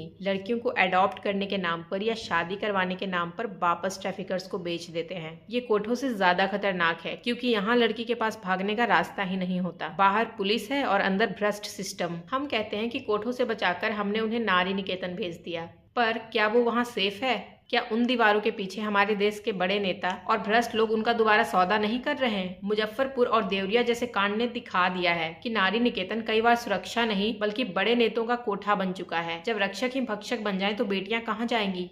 ट्रैफिकिंग और रेड लाइट एरियाज के मुद्दे पर पॉलिटिशियंस और बड़े लोग इसलिए खामोश रहते हैं क्योंकि इस दलदल की जड़ें बहुत गहरी हैं और इसमें पावर और पैसा दोनों शामिल है। कोठों पर रहने वाली महिलाओं का कोई वोट बैंक नहीं होता, उनके पास अक्सर आईडी कार्ड्स तक नहीं होते, इसलिए नेताओं को उनकी परवाह नहीं होती। कई बार बड़े ट्रैफिकर्स और कोठा मालकिनों का लोकल लेवल पर पॉलिटिकल प्रोटेक्शन होता है। ये लोग चुनाव में पैसा और मसल पावर देते हैं, बदले में सिस्टम उन पर हाथ नहीं डालता। ये मुद्दा शर्म से जुड़ा है, इसलिए कोई नेता इस पर खुलकर बात करके अपनी इज्जतदार इमेज खराब नहीं करना चाहता। मेरा काम सिर्फ एक वीडियो बनाना नहीं है बल्कि एक सिस्टम खड़ा करना है। जब मैं इस लायक होंगी तो मेरा गोल सिर्फ रेस्क्यू करना नहीं बल्कि रिहेबिलिटेशन, पुनर्वास होगा। लड़कियों को रेस्क्यू तो कर लिया जाता है पर उनके पास जाने के लिए घर नहीं होता। मैं उन्हें स्किल डेवलपमेंट, डिग्निफाइड जॉब्स देने पर काम करने वाली हूँ। जब मैं इस लायक होंगी तो मेरा गोल सिर्फ रेस्क्यू करना नहीं बल्कि रिहेबिलिटेशन, पुनर्वास होगा। मेरा विजन कानून में ऐसे बदलाव लाना है जहां विक्टिम को नहीं बल्कि ट्रैफिकर और कस्टमर को सबसे कड़ी सजा मिले। बट यहाँ तो उल्टा ही होता है। कई बार लड़कियां तो बिना कपड़े के पुलिस स्टेशन चली जाती हैं। मैं एक ऐसा प्लेटफॉर्म बनाऊंगी जहां डिजिटल ट्रैफिकिंग पर नजर रखी जा सके और लोग तुरंत रिपोर्ट कर सके बिना किसी शर्म के। अगर कोई अपनी मर्जी से इस सेक्टर में है तो उसे स्लेवरी से निकाल कर राइट्स देना, उसका बैंक अकाउंट हो, उसके पास पुलिस प्रोटेक्शन हो और वो मालकिन या पिंप की मोहताज ना हो। 18 साल से कम उम्र की किसी भी बच्ची का इस दलदल में होना crime of the highest order माना जाए और उस पर तुरंत एक्शन हो। पर यहाँ पर तो बच्चों का नकली डॉक्यूमेंट्स दिखाकर बच जाते हैं। 18 की हुई भी नहीं, इंजेक्शंस देके उसको बड़े कर दिए गए और नकली डॉक्यूमेंट्स बना दिए गए। मैंने बचपन से ही कभी भी पॉलिटिक्स में जाने का सोचा ही नहीं है। मैं बिना पॉलिटिक्स में गए ये सारे काम करके दिखाऊंगी। और गाइज, अगर आप इतनी देर तक वीडियो को सुन रहे हैं तो इसका मतलब है कि आपको बातें बहुत अच्छे से समझ में आ रही है। इसलिए इस वीडियो को ज्यादा से ज्यादा शेयर करें ताकि लोग थोड़ा जागरूक हो। जब इस टॉपिक पे कोई मूवी बनती है तो आप लोग बहुत ज्यादा शेयर करते हो, बट जो गंदगी रियली में उनके साथ होता है वो कभी मूवी में नहीं दिखाई जा सकती, वो सिर्फ आपको यही बताया जा सकता है। इसलिए गलती से भी इस वीडियो को इग्नोर मत कीजिएगा, जितना ज्यादा हो सके लोगों को अवेयर करिए। चलिए कुछ बड़े लोगों के शोषण दिखाते हैं जो अपने वाइफ के साथ करते हैं। वाइफ स्वैपिंग नाम है, मॉडर्निटी के नाम पे शोषण करते हैं। वाइफ स्वैपिंग का मतलब है जब 2 या 2 से ज्यादा मैरिड कपल आपस में अपने पार्टनर्स को बदल लेते हैं सेक्सुअल प्लेजर के लिए। इसे बड़े शहरों के हाई प्रोफाइल पार्टीज में एक स्पॉट की तरह दिखाया जाता है। असली प्रॉब्लम तब शुरू होती है जब ये मर्जी से नहीं होता। अक्सर पति अपने पत्नी को फोर्स करता है कि मॉडर्न बनो, कूल बनो। अगर पत्नी मना करती है तो उसे डोमेस्टिक वायलेंस या डिवोर्स की धमकी दी जाती है। इंडिया में बहुत सारे ऐसे प्राइवेट क्लब्स और टेलीग्राम ग्रुप्स हैं जहां मर्द अपनी पत्नियों की फोटोज डालते हैं और उनका सौदा करते हैं। दोस्तों, आपने कभी की पार्टी का नाम सुना है? ये कोई बच्चों का खेल नहीं है, ये अमीर लोगों का एक घिनौना शौक है। एक ट्रे में महंगी गाड़ियों की चाबी रखी जाती है और जिस मर्द के हाथ जिसकी चाबी लगी उस रात उसकी पत्नी का सौदा पक्का। इसे ये लोग मॉडर्निटी कहते हैं, पर मैं इसे गुलामी कहती हूँ। एक पत्नी कोई गाड़ी का स्पेयर पार्ट नहीं है जिसे लॉटरी में बांट दिया जाए। आज मैं उन सभी औरतों की आवाज बनना चाहती हूँ जो इन हाई सोसाइटी पार्टियों में अपने पतियों की जिद और कूल दिखने की चाह में हर रात मरती हैं। अब ये चाबी इन दरिंदों के हाथ से छीनने का वक्त आ गया है। और गाइस, रात के 12 बज रहे हैं, इतना डीजे बज रहा है यहाँ पे। इन सबको मेरे बस में रहे ना तुरंत जेल के अंदर डाल दूँ। 10 साढ़े 10 बजे के बाद ये सब बजाना अलाउ नहीं होता है यहाँ पे। मैं 2 दिन से शूट करना चाह रही हूँ, बट हमेशा मैं सोचती हूँ कि कम से कम रात को शांति मिलेगी, रात को कर लूँगी, लेकिन रात को मतलब ज़ीरो सिविक सेंस से गधे। इन लोग को भी देख लूँगी। पहले स्टार्ट करते हैं, अपने टॉपिक पे चलते हैं। चलिए इसको डिटेल में समझते हैं। पार्टी के शुरुआत में एक बड़ी ट्रे रखी जाती है। जितने भी मर्द आते हैं वो अपनी महंगी गाड़ियों BMW, ऑडी, मर्सिडीज की चाबियां उस ट्रे में डाल देते हैं। पार्टी के खत्म होने पर या एक खास वक्त पर मर्द एक एक करके चाबी उठाते हैं। जिस मर्द ने जिस गाड़ी की चाबी उठाई उस गाड़ी के मालिक की पत्नी उस रात उसके साथ जाएगी। इसे वो लक या गेम का नाम देते हैं ताकि ये फन लगे, पर असलियत में ये एक औरत की इज्जत की लॉटरी लगाना है। इन लोगों ने इसे ओपन रिलेशनशिप या एक्सपेरिमेंटल लाइफस्टाइल का नाम दे रखा है। वो कहते हैं कि ये मॉडर्न होना है, लेकिन सच तो ये है कि ये मर्दाना घमंड का एक ऐसा खेल है जहाँ औरत सिर्फ एक इनाम बन के रह जाती है। अगर कोई औरत मना करती है तो उसे बाकी लोगों के सामने गवार या ओल्ड फैशन बोला जाता है। उसका पति कहता है, देखो बाकी सबकी वाइफ्स कितनी कूल है, तुम ही इतनी बैकवर्ड हो। ये मेंटल प्रेशर उसे वो सब करने पर मजबूर कर देते हैं जो उसका दिल कभी नहीं चाहता। जब वो मना करती है दूसरे मर्द को तो वो बोलता है मेरी पत्नी भी तो किसी और के साथ है, और फिर उसके साथ जबरदस्ती करता है। ये पार्टियां दिल्ली के फार्म हाउसेस, मुंबई के पोस्ट पेंट हाउसेस और गोवा के प्राइवेट विलाज में होती है। इनमें बड़े बिजनेस हाउसेस, ब्यूरोक्रेट्स और कभी कभी सेलिब्रिटीज भी शामिल होते हैं। ये लोग इतने पावरफुल होते हैं कि पुलिस भी इनके दरवाजे तक नहीं पहुंच पाती। कई बार बाइक स्वैपिंग सिर्फ एक पर्दा होता है। मर्द दरअसल अपनी पत्नी को रेंट पर देते हैं अमीर दोस्तों या क्लाइंट्स को, ताकि उनका बिजनेस या प्रमोशन हो सके। ये भी एक तरह का ह्यूमन ट्रैफिकिंग ही है जो घर के अंदर से शुरू होता है। जो औरतें इसमें ढकेली जाती हैं उनका मेंटल ब्रेकडाउन हो जाता है। उन्हें लगता है कि उनका पति ही उनका सबसे बड़ा दुश्मन है। हम अक्सर दूर की बुराइयां देखते हैं, पर क्या आपको पता है कि हमारे पड़ोस की उन चमचमाती कोठियों में क्या हो रहा है? Bike swapping. ये नाम सुनने में बड़ा मॉडर्न लगता है, पर इसके पीछे एक पत्नी की चीखें हैं जिसे उसका पति ही हर रात किसी और के हाथ में सौंप देता है। क्या कूल दिखने के लिए हम इंसानियत इतनी नीचे गिरा देंगे? ये औरतें अक्सर बहुत बड़े खानदानों की होती हैं। उनका पति कहता है अगर तुमने ये नहीं किया तो मैं तुम्हारा सब कुछ छीन लूंगा, तुम्हारी लग्जरी, तुम्हारा नाम और तुम्हारे बच्चे भी। इसलिए वो औरत सोचती है कि अगर वो बाहर बोलेगी तो पूरे शहर में थू थू होगी, इसलिए वो घुट घुट कर सब सहती है। ये लोग बहुत चालाक होते हैं। पहली बार जब किसी बहाने से या नशे में कुछ होता है तो ये मर्द, पति और उनके दोस्त उसकी वीडियोस बना लेते हैं। फिर शुरू होता है असली नरक। वो पत्नी को वही वीडियो दिखाकर ब्लैकमेल करते हैं कि अगर तुमने अगली बार पार्टी में मना किया तो ये वीडियो तुम्हारे माँ बाप और तुम्हारे बच्चों के स्कूल में भेज देंगे। लड़की को लगता है कि अगर उसने घर वालों को बताया तो वो बर्बाद हो जाएगी। हमारे समाज में आज भी गलती मर्द की हो पर उंगली औरत पर ही उठती है। इसी सोशल स्टिग्मा का फायदा बड़े लोग उठाते हैं। ज्यादातर ये औरतें अपने पति के पैसों पर निर्भर होती है। उनके पास ना कोई नौकरी होती है ना बैंक बैलेंस। पति उन्हें धमकाता है कि 1 रुपया नहीं दूंगा, सड़क पर आ जाओगी। इसी मजबूरी में वो हर रात एक नए दरिंदे के सामने परोसी जाती है। हमें लगता है कि अमीर औरतों की जिंदगी बड़ी सुकून वाली होती है, पर क्या आपने कभी उन बंद कमरों की चीखें सुनी है जहां उनका अपना पति उनका सौदा करता है? वो उन्हें ब्लैकमेल करते हैं उनकी इज्जत की वीडियो दिखाकर, उन्हें धमकी देते हैं उनके बच्चों को छीन लेने की। वो औरत सिर्फ इसलिए चुप है क्योंकि उसे लगता है कि अगर वो बोली तो समाज उसे ही कैरेक्टरलेस कहेगा। गुनहगार वो औरत नहीं, वो दरिंदा पति है जो अपनी पत्नी को बिजनेस की डील समझता है। अब वक्त आ गया है ये डर निकालने का। अगर आपके साथ भी ऐसा हो रहा है तो आप अकेली नहीं हैं। हम नेताओं को, सोसाइटी को और ट्रैफिकर्स को गाली देते हैं, पर क्या हमने अपने घर के अंदर देखा है? जब रेस्क्यू होने के बाद बच्चियों से बात की गई तो वो बस एक ही बात कहती है, मम्मी पापा के पास मेरे लिए टाइम नहीं था। आप बच्चों को आईफोन दे रहे हैं, महंगे स्कूल भेज रहे हैं, पर क्या उन्हें 10 मिनट का सुकून दे रहे हैं? याद रखिए, अगर आप उन्हें वक्त और वैलिडेशन नहीं देंगे तो बाहर कोई अंकल या दोस्त बैठा है जो उन्हें ये सब देगा और बदले में उसका सौदा कर देगा। आपकी बिजी लाइफ आपके बच्चों की मौत का कुआं बन सकती है। बच्चों से बात कीजिए, उन्हें सुनिए, इससे पहले कि कोई दरिंदा उन्हें सुनने का नाटक करके उठा ले जाए। जब एक बच्चे को अपने घर में सुना नहीं जाता तो वो बाहर उस इंसान की तलाश करता है जो उसे स्पेशल फील कराए। ट्रैफिकर्स इसी खालीपन का फायदा उठाते हैं। वो माँ बाप नहीं बनते, वो वैलिडेशन देने वाले फरिश्ते बनते हैं जो बाद में दरिंदा निकलते हैं।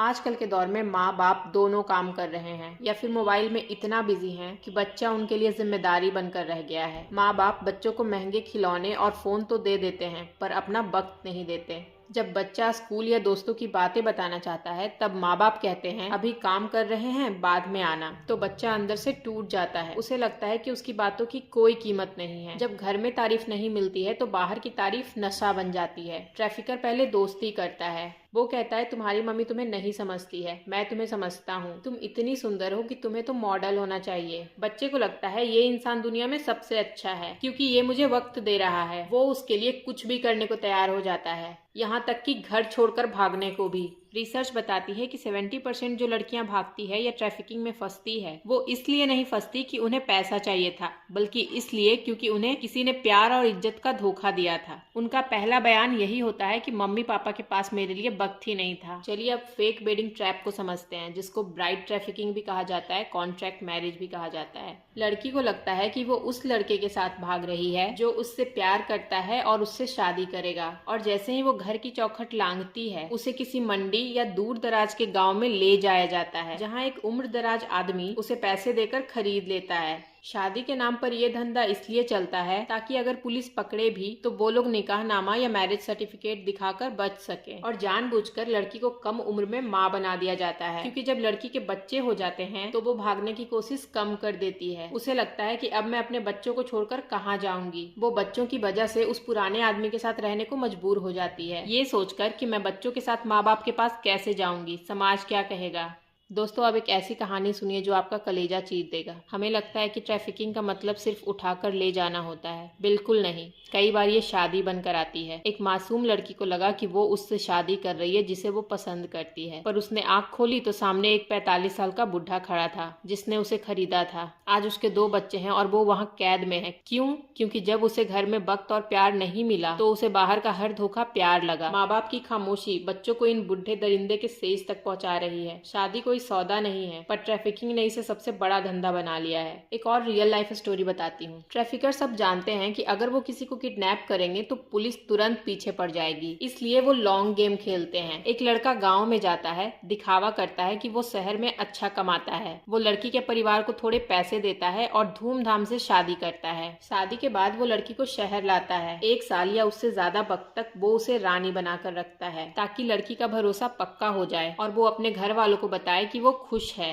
अक्सर ये लोग तब तक इंतजार करते हैं जब तक लड़की माँ ना बन जाए। बच्चा होने के बाद लड़की कमजोर हो जाती है और भाग नहीं सकती। तभी वहाँ से स्टार्ट होता है असली नर्क। एक वेस्ट बंगाल का केस है। एक लड़की की शादी एक ऐसे लड़के के साथ हुई जो दिल्ली में बिजनेस करने का दावा करता था। 1 साल तक सब ठीक था। उनका एक बेटा हुआ। जब बेटा 4 महीने का हुआ, पति ने कहा चलो दिल्ली घूमने चलते हैं। दिल्ली पहुंचते ही उसने लड़की को जीबी रोड के एक कोठे पर 2 लाख रुपए में बेच दिया। उस लड़की से उसका बच्चा छीन लिया और धमकी दी कि अगर काम नहीं किया तो बच्चे को मार दूंगा। वो माँ अपने बच्चे की जान बचाने के लिए उस नर्क में 2 साल तक रही, जब तक एक एनजीओ ने उसे रेस्क्यू नहीं किया। बहुत सी गरीब लड़कियों को राजस्थान या हरियाणा में शादी के नाम पर बेचा जाता है, जहाँ लड़कों की संख्या कम है। एक बार शादी हो गई, बच्चे हो गए तो अक्सर वही पति और उसके घर वाले उस औरत को किसी दूसरे मर्द या कोठे पर बेच देते हैं जब उनका मन भर जाता है। ट्रैफिकर्स के लिए एक बच्चा इंश्योरेंस पॉलिसी की तरह होता है। अगर लड़की कोठे से भागने की कोशिश करे तो बच्चे को नुकसान पहुंचाने की धमकी दी जाती है। कई बार उन बच्चों को भी भीख मंगवाने या छोटी उम्र में ही ट्रैफिकिंग के धंधे में ढकेल दिया जाता है। रिसर्च बताती है कि रेड लाइट एरियाज में रहने वाली 60% महिलाएं सिर्फ अपने बच्चों की वजह से वहां रुकी रहती है, क्योंकि उन्हें डर होता है कि उनके बिना उनके बच्चे मर जाएंगे। क्यों कोई बचाने नहीं आता? जब लड़की अपने घर पर फोन करती है, अगर करने दिया जाए तो घर वाले कहते हैं कि अब वही तुम्हारा घर है। उन्हें लगता है कि पति ने बेचा नहीं होगा, लड़की ही गलत होगी। ये शादियां अक्सर रजिस्टर नहीं होती। पुलिस के पास कोई सबूत नहीं होता कि वो उसका पति है। पति कहता है ये तो मेरी बीवी नहीं है, भागी हुई औरत है। सोचिए उस माँ पर क्या गुजरती होगी जो दिन भर उस नर्क में शोषण झेलती है, सिर्फ इस उम्मीद में कि शाम को वो अपने 15 महीने के बच्चे का चेहरा देख सकेगी। वो मर्द जिसने उसे मंगलसूत्र पहनाया था वही उसकी हर एक सांस का सौदा कर देता है। ये सिर्फ ट्रैफिकिंग नहीं है, ये इंसानियत का सबसे बड़ा धोखा है। दोस्तों, एक और गलत फहमी का पर्दाफाश करना जरूरी है। हमें लगता है कि हमारी जात या हमारा धर्म हमारी ढाल है, पर याद रखना, ट्रैफिकिंग करने वाले इन दरिंदों का कोई धर्म नहीं होता। इनके लिए ना कोई हिंदू है, ना कोई मुस्लिम, ना कोई सिख, ना ईसाई। इनके लिए हम सिर्फ एक कीमत है। ये लोग मासूम को उठाने से पहले उसका धर्म नहीं पूछते, ये सिर्फ उनका बचपन लूटने की कीमत लगाते हैं। इसलिए धर्म के नाम पर बंटना बंद कीजिए, क्योंकि ये दलदल हम सबको निगलने के लिए तैयार बैठा है। ट्रैफिकिंग करने वालों का कोई धर्म नहीं होता, उनका धर्म सिर्फ पैसा होता है। वो किसी मासूम को उठाने से पहले उसका नाम या जात नहीं पूछते, वो सिर्फ ये देखते हैं कि ये माल कितने में बिकेगा। इन दरिंदों के लिए बच्चे इंसान नहीं सामान हैं। जैसे दुकानदार ये नहीं देखता कि सब्जी किस खेत की है, वैसे ही ये लोग नहीं देखते कि बच्चा मंदिर से उठाया है या मस्जिद से। ये लोग धर्म नहीं मजबूरी देखते हैं। वो किसी भी जात का गरीब बच्चा हो या किसी भी धर्म की भटकी हुई लड़की, उनका निशाना वही है जो कमजोर है। रिसर्च बताती है कि ट्रैफिकिंग का नेक्सस बॉर्डर के पार तक फैला है। कई बार हिंदू बच्चों को मुस्लिम देशों में बेचा जाता है और मुस्लिम लड़कियों को दूसरी जगहों पर। उनका प्राइस उनकी जात पर नहीं बल्कि उनकी उम्र, शकल और उनसे करवाए जाने वाले काम पर तय होता है। एक बहुत भयानक सच्चाई ये है कि ट्रैफिकिंग के बड़े नेटवर्क्स में हर धर्म के लोग मिलकर काम करते हैं। एक हिंदू दलाल बच्चा उठाता है, एक मुस्लिम ट्रांसपोर्टर उसे बॉर्डर पार करवाता है और कोई तीसरा उसे खरीद लेता है। इनका गठबंधन सिर्फ गुनाह करने के लिए होता है। आपको लगता है कि ट्रैफिकिंग का मतलब सिर्फ जिस्म का सौदा है? नहीं, ये लोग बच्चों के पैर तोड़ देते हैं ताकि वो सड़कों पर भीख मांग सके। ये उनकी आंखें फोड़ देते हैं ताकि एक अंधा बच्चा ज्यादा पैसा कमा कर दे सके। कुछ को तो सिर्फ इसलिए उठाया जाता है ताकि उनके शरीर का ऑर्गन निकाल कर बेच सके। इन दरिंदों के लिए इंसानी जान सिर्फ एक सामान है जिसे तोड़ मरोड़ कर वो मुनाफा कमाते हैं। क्या हम अब भी चुप रहेंगे? भीख मंगवाने वाला माफिया बच्चों को सिर्फ उठाता नहीं है, उन्हें भीख के लायक बनाता है। रिसर्च बताती है कि ट्रैफिकर्स बच्चों के हाथ या पैर जानबूझकर तोड़ देते हैं या काट देते हैं। क्यों? क्योंकि एक अपाहिज बच्चे को देखकर लोगों को ज्यादा तरस आता है और ज्यादा भीख मिलती है। ये लोग बच्चों की आंखों में एसिड तक डाल देते हैं ताकि वो अंधे हो जाएं। छोटे बच्चे को दिन भर सुलाकर रखने के लिए उन्हें सस्ती शराब या ड्रग्स दिए जाते हैं ताकि वो रास्ता ब्लॉक न करे, शांति से पड़े रहें। ह्यूमन ट्रैफिकिंग का एक और काला पहलू है ऑर्गन ट्रेड। कई बार बच्चों और जवान लड़कों को सिर्फ इसलिए उठाया जाता है ताकि उनकी किडनी, लीवर या आंखें निकालकर ब्लैक मार्केट में अमीर लोगों को बेची जा सके। ये इतना बड़ा बिजनेस है कि एक बार ऑर्गन निकालने के बाद लाश को फेंक दिया जाता है और उनका कोई रिकॉर्ड नहीं मिलता। और हर बच्चा कोठे पर नहीं जाता, कुछ को गुलामी के लिए भी भेजा जाता है। बच्चों को ऐसी जगहों पर 18-18 घंटे काम करवाया जाता है जहां उन्हें खाना तक नहीं मिलता। मिडिल ईस्ट जैसे देशों में छोटे छोटे बच्चों को उठाकर कैमल जॉकीज बनाया जाता है क्योंकि उनका वजन कम होता है। उन्हें ऊंट से बांध दिया जाता है और वो डर के मारे चिल्लाते हैं, जिससे ऊंट और तेज भागता है। ये इंटरटेनमेंट के नाम पर बचपन का कत्ल है। आपने कभी सिग्नल पर उस सोते हुए बच्चे को देखा है? वो थका हुआ नहीं है, उसे नशे की दवाई देकर सुलाया गया है ताकि वो रोए ना और आपकी जेब से पैसा निकल जाए। और जब हम उन 8 से 10 साल के बच्चों से पूछते हैं कि पढ़ते क्यों नहीं, तो वो कहते हैं, दीदी आप जैसे घर पे कमा के देते हो, मुझे भी देना होगा। सोचिए, जिस उम्र में उन्हें ABCD सीखना था, उस उम्र में वो डिमांड और सप्लाई सीख रहे हैं। ये गरीबी नहीं है, ये ऑर्गेनाइज्ड मर्डर है उनके बचपन का। ट्रैफिकर्स जानते हैं कि भारत में लोग भगवान से कितना डरते हैं। वो बच्चों और औरतों को ये सब सिखाते हैं। उन्हें किसी देवता की फोटो दिखाकर कसम खिलाई जाती है या कहा जाता है तुम्हारे खानदान को श्राप मिला है, अगर तुमने मांग कर नहीं खाया तो तुम अंधे हो जाओगे या मर जाओगे। और वो मासूम बच्चे ये मान लेते हैं कि उनका मांगना उनकी किस्मत है, कोई शोषण नहीं। उन्हें लगता है कि अगर वो मेहनत करेंगे या पढ़ेंगे तो भगवान नाराज हो जाएंगे। इसे स्पिरिचुअल एब्यूज कहते हैं। इन बच्चों को बचपन से ही सिखाया जाता है कि उनका जन्म दान लेने के लिए हुआ है। जब कोई बच्चा मेहनत करना चाहता है तो मालकिन या दलाल उसे कहता है, हमारी जात या हमारे नसीब में सिर्फ मांगना लिखा है, अगर मेहनत की तो अनर्थ हो जाएगा। उनकी सेल्फ रिस्पेक्ट को इतना कुचल दिया जाता है कि उन्हें भीख मांगने में शर्म नहीं बल्कि फर्ज महसूस होने लगता है। कई बार ये लोग नकली धार्मिक संस्था या मंदिर मजहर के बाहर बैठने का कॉन्ट्रैक्ट लेते हैं। वो बच्चों को भगवान का रूप बनाकर, जैसे हनुमान या कृष्ण जी का वेश दिलाकर खड़ा कर देते हैं। लोग श्रद्धा में पैसा देते हैं, पर वो पैसा बच्चों के पास नहीं, सीधा उस माफिया के पास जाता है जो उन्हें श्राप का डर दिखाता है। सोचो, उस भगवान का नाम लेकर इन बच्चों को डराया जाता है जो कि सबका रक्षक है। इन्हें कहा जाता है कि तुम्हें श्राप मिला है, तुम मांगकर नहीं खाओगे तो मर जाओगे। दोस्तों, ये गरीबी नहीं है, ये बच्चों के विश्वास का कत्ल है। भगवान कभी किसी को भीख मांगने का श्राप नहीं देते। ये श्राप उन दरिंदों ने बनाया है जो उनकी कमाई पर पलते हैं। आज हमें उनके दिमाग से ये श्राप का डर निकालना होगा, तभी वो जड़ से आजाद होंगे। आप लोग को इतना देखकर समझ में तो आ रहा होगा कि ये छोटा मुद्दा है या बड़ा। सरकार इस पे क्यों नहीं बात करती है? वोट बैंक के लिए। अगर किसी सरकार में कोई पॉलिटिशियन में इतना दम है ना, तो खुलकर इस मुद्दे पर बात करके दिखाओ। इन बच्चों की काउंसलिंग होनी चाहिए ताकि उन्हें बताया जाए कि भगवान मेहनत करने वालों के साथ होता है, मांगने वालों के नहीं। जो लोग धर्म की आड़ में ट्रैफिकिंग चलाता है उन्हें सबसे पहले नंगा करना चाहिए। लोगों को बताना ही अवेयरनेस है कि हर भगवान के भेष में बैठा बच्चा भक्त नहीं, शोषण का शिकार है। और आपने कभी सोचा है कि स्लम के बच्चे हर वक्त रुमाल या पन्नी मुंह से क्यों लगाए रहते हैं? वो जो आप देखते हो ना, वो नशा है। वो नशा उन्हें शौक से नहीं दिया गया है, उन्हें मजबूर किया गया है, क्योंकि बिना नशा किए वो इस गंदे कचरे के ढेर में 10 घंटे काम नहीं कर सकते। उनका बचपन इस नशे की पन्नी में कैद है। माफिया उन्हें खाने की जगह जहर देते हैं ताकि उन्हें भूख न लगे और वो सिर्फ कचरा चुनते रहें। ये है हमारे देश के कचरा चुनने वाले बच्चों की असलियत। आप लोगों ने देखा बहुत होगा पर कभी इतना सोचा नहीं होगा। इंडस्ट्रियल सॉल्यूशंस और केमिकल की सेल पर स्लम एरिया के पास सख्त नजर होनी चाहिए। इन बच्चों को पहले नशे से मुक्त करना होगा, तभी वो पढ़ाई की तरफ देख पाएंगे। जो कचरे माफिया इन बच्चों को नशा सप्लाई करते हो ना, बहुत ही जल्द जेल की हवा खाने वाले हो। हमारे लैंग्वेज में कहना तो ससुराल जाने वाले हो। सिल्वर फॉइल को थोड़ा डिटेल में समझिए। सिल्वर फॉइल वाला नशा, जिसे गलियों में पन्नी पीना या चेजिंग कहते हैं, ये ट्रैफिकिंग और बेगिंग माफिया का सबसे बड़ा हथियार है। इसमें ब्राउन शुगर का पाउडर होता है, हीरोइन का सस्ता रूप। एल्यूमिनियम फॉइल, जो रोटी लपेटने वाली पन्नी होती है, उस पर पाउडर रखते हैं, नीचे से आग लगाते हैं और जो धुआं निकलता है उसे पाइप से अंदर खींचते हैं। इसे पीते ही इंसान को एकदम हाई मिलती है। उसे लगता है वो हवा में है। सारा दर्द, भूख और डर खत्म हो जाता है। पर ये असर सिर्फ कुछ घंटों का होता है। माफिया मर्दों और बच्चों को इसका एडिक्ट बना देते हैं ताकि वे उनके गुलाम बन जाएं। इसका नशा ऐसा है कि अगर 4-5 घंटे ना मिले तो शरीर में इतना दर्द होता है जैसे हड्डियां टूट रही है। माफिया कहता है दिन भर भीख मांगो या दिन भर काम करो, तभी शाम को नशा मिलेगा। वो इंसान सिर्फ उस एक नशा के लिए कुछ भी करने को तैयार हो जाता है, चाहे मर्डर हो या गंदा काम। इसका नशा करने वाला इंसान धीरे धीरे हड्डियों का ढांचा बन जाता है, उनकी आंखें अंदर धंस जाती है और चेहरा काला पड़ने लगता है। वो जिंदा लाश बन जाते हैं। ये सिर्फ नशा नहीं है, ये गुलामी की जंजीर है।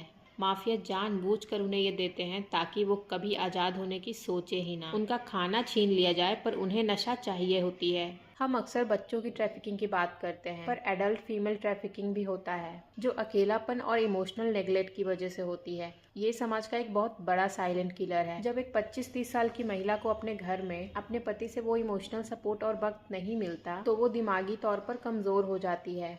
उस वक्त अगर उसे सोशल मीडिया पर कोई अजनबी सुनना शुरू कर दे तो वो उसके जाल में फंस जाती है।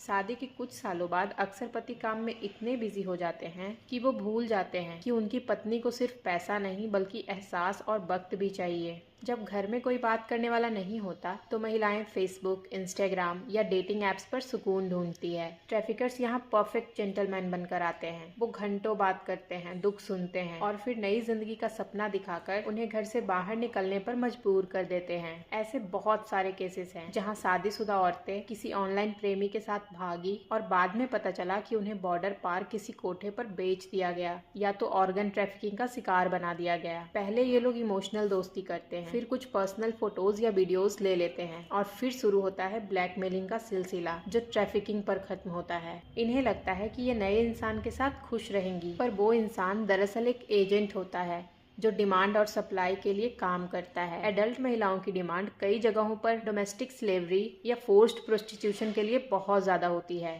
ये मैसेज स्पेशली हस्बैंड्स के लिए है। वो आपकी पत्नी के दुख सुनेंगे, उन्हें लगेगा कि ये मसीहा है, पर वो दरअसल एक ट्रैफिकर है जो उन्हें बेचने की तैयारी कर रहा है। जितने भी हस्बैंड्स हैं, याद रखिए, पैसा घर चला सकता है पर वक्त रिश्ता बचाता है। अगर आप अपनी घर की औरतों को इमोशनल सपोर्ट नहीं देंगे तो कोई और दरिंदा उन्हें डिजिटल रास्ते से उठा ले जाएगा और आप हाथ मलते रह जाएंगे।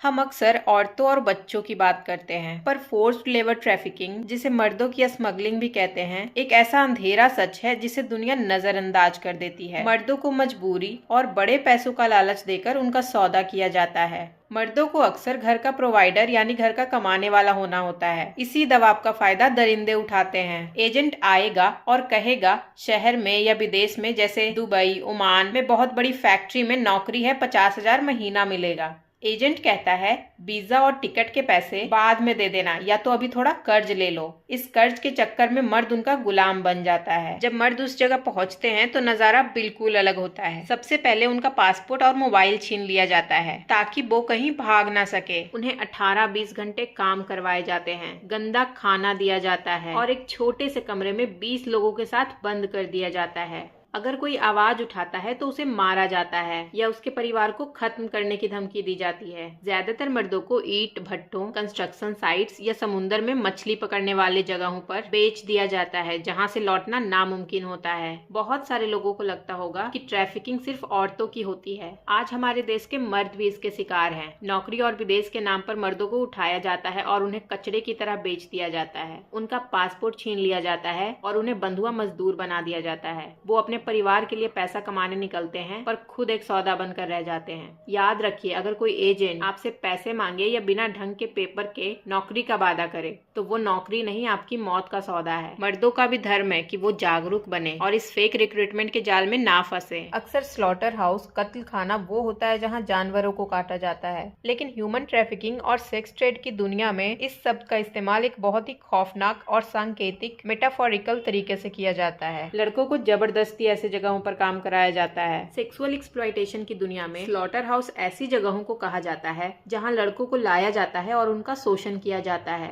उन्हें भारी शारीरिक मजदूरी या फिर सेक्स ट्रेड में ढकेला जाता है। जानिए कैसे फंसाया जाता है। कुछ तरीके: जॉब स्कैम। बड़े शहर में अच्छी नौकरी या सिक्योरिटी गार्ड की जॉब का लालच देकर उन्हें किसी सुनसान फैक्ट्री या गोदाम में बंद कर दिया जाता है। कर्ज का जाल। उन्हें थोड़ा पैसा उधार देकर फिर उसके बदले उम्र भर मुफ्त में काम कराया जाता है। किडनैपिंग।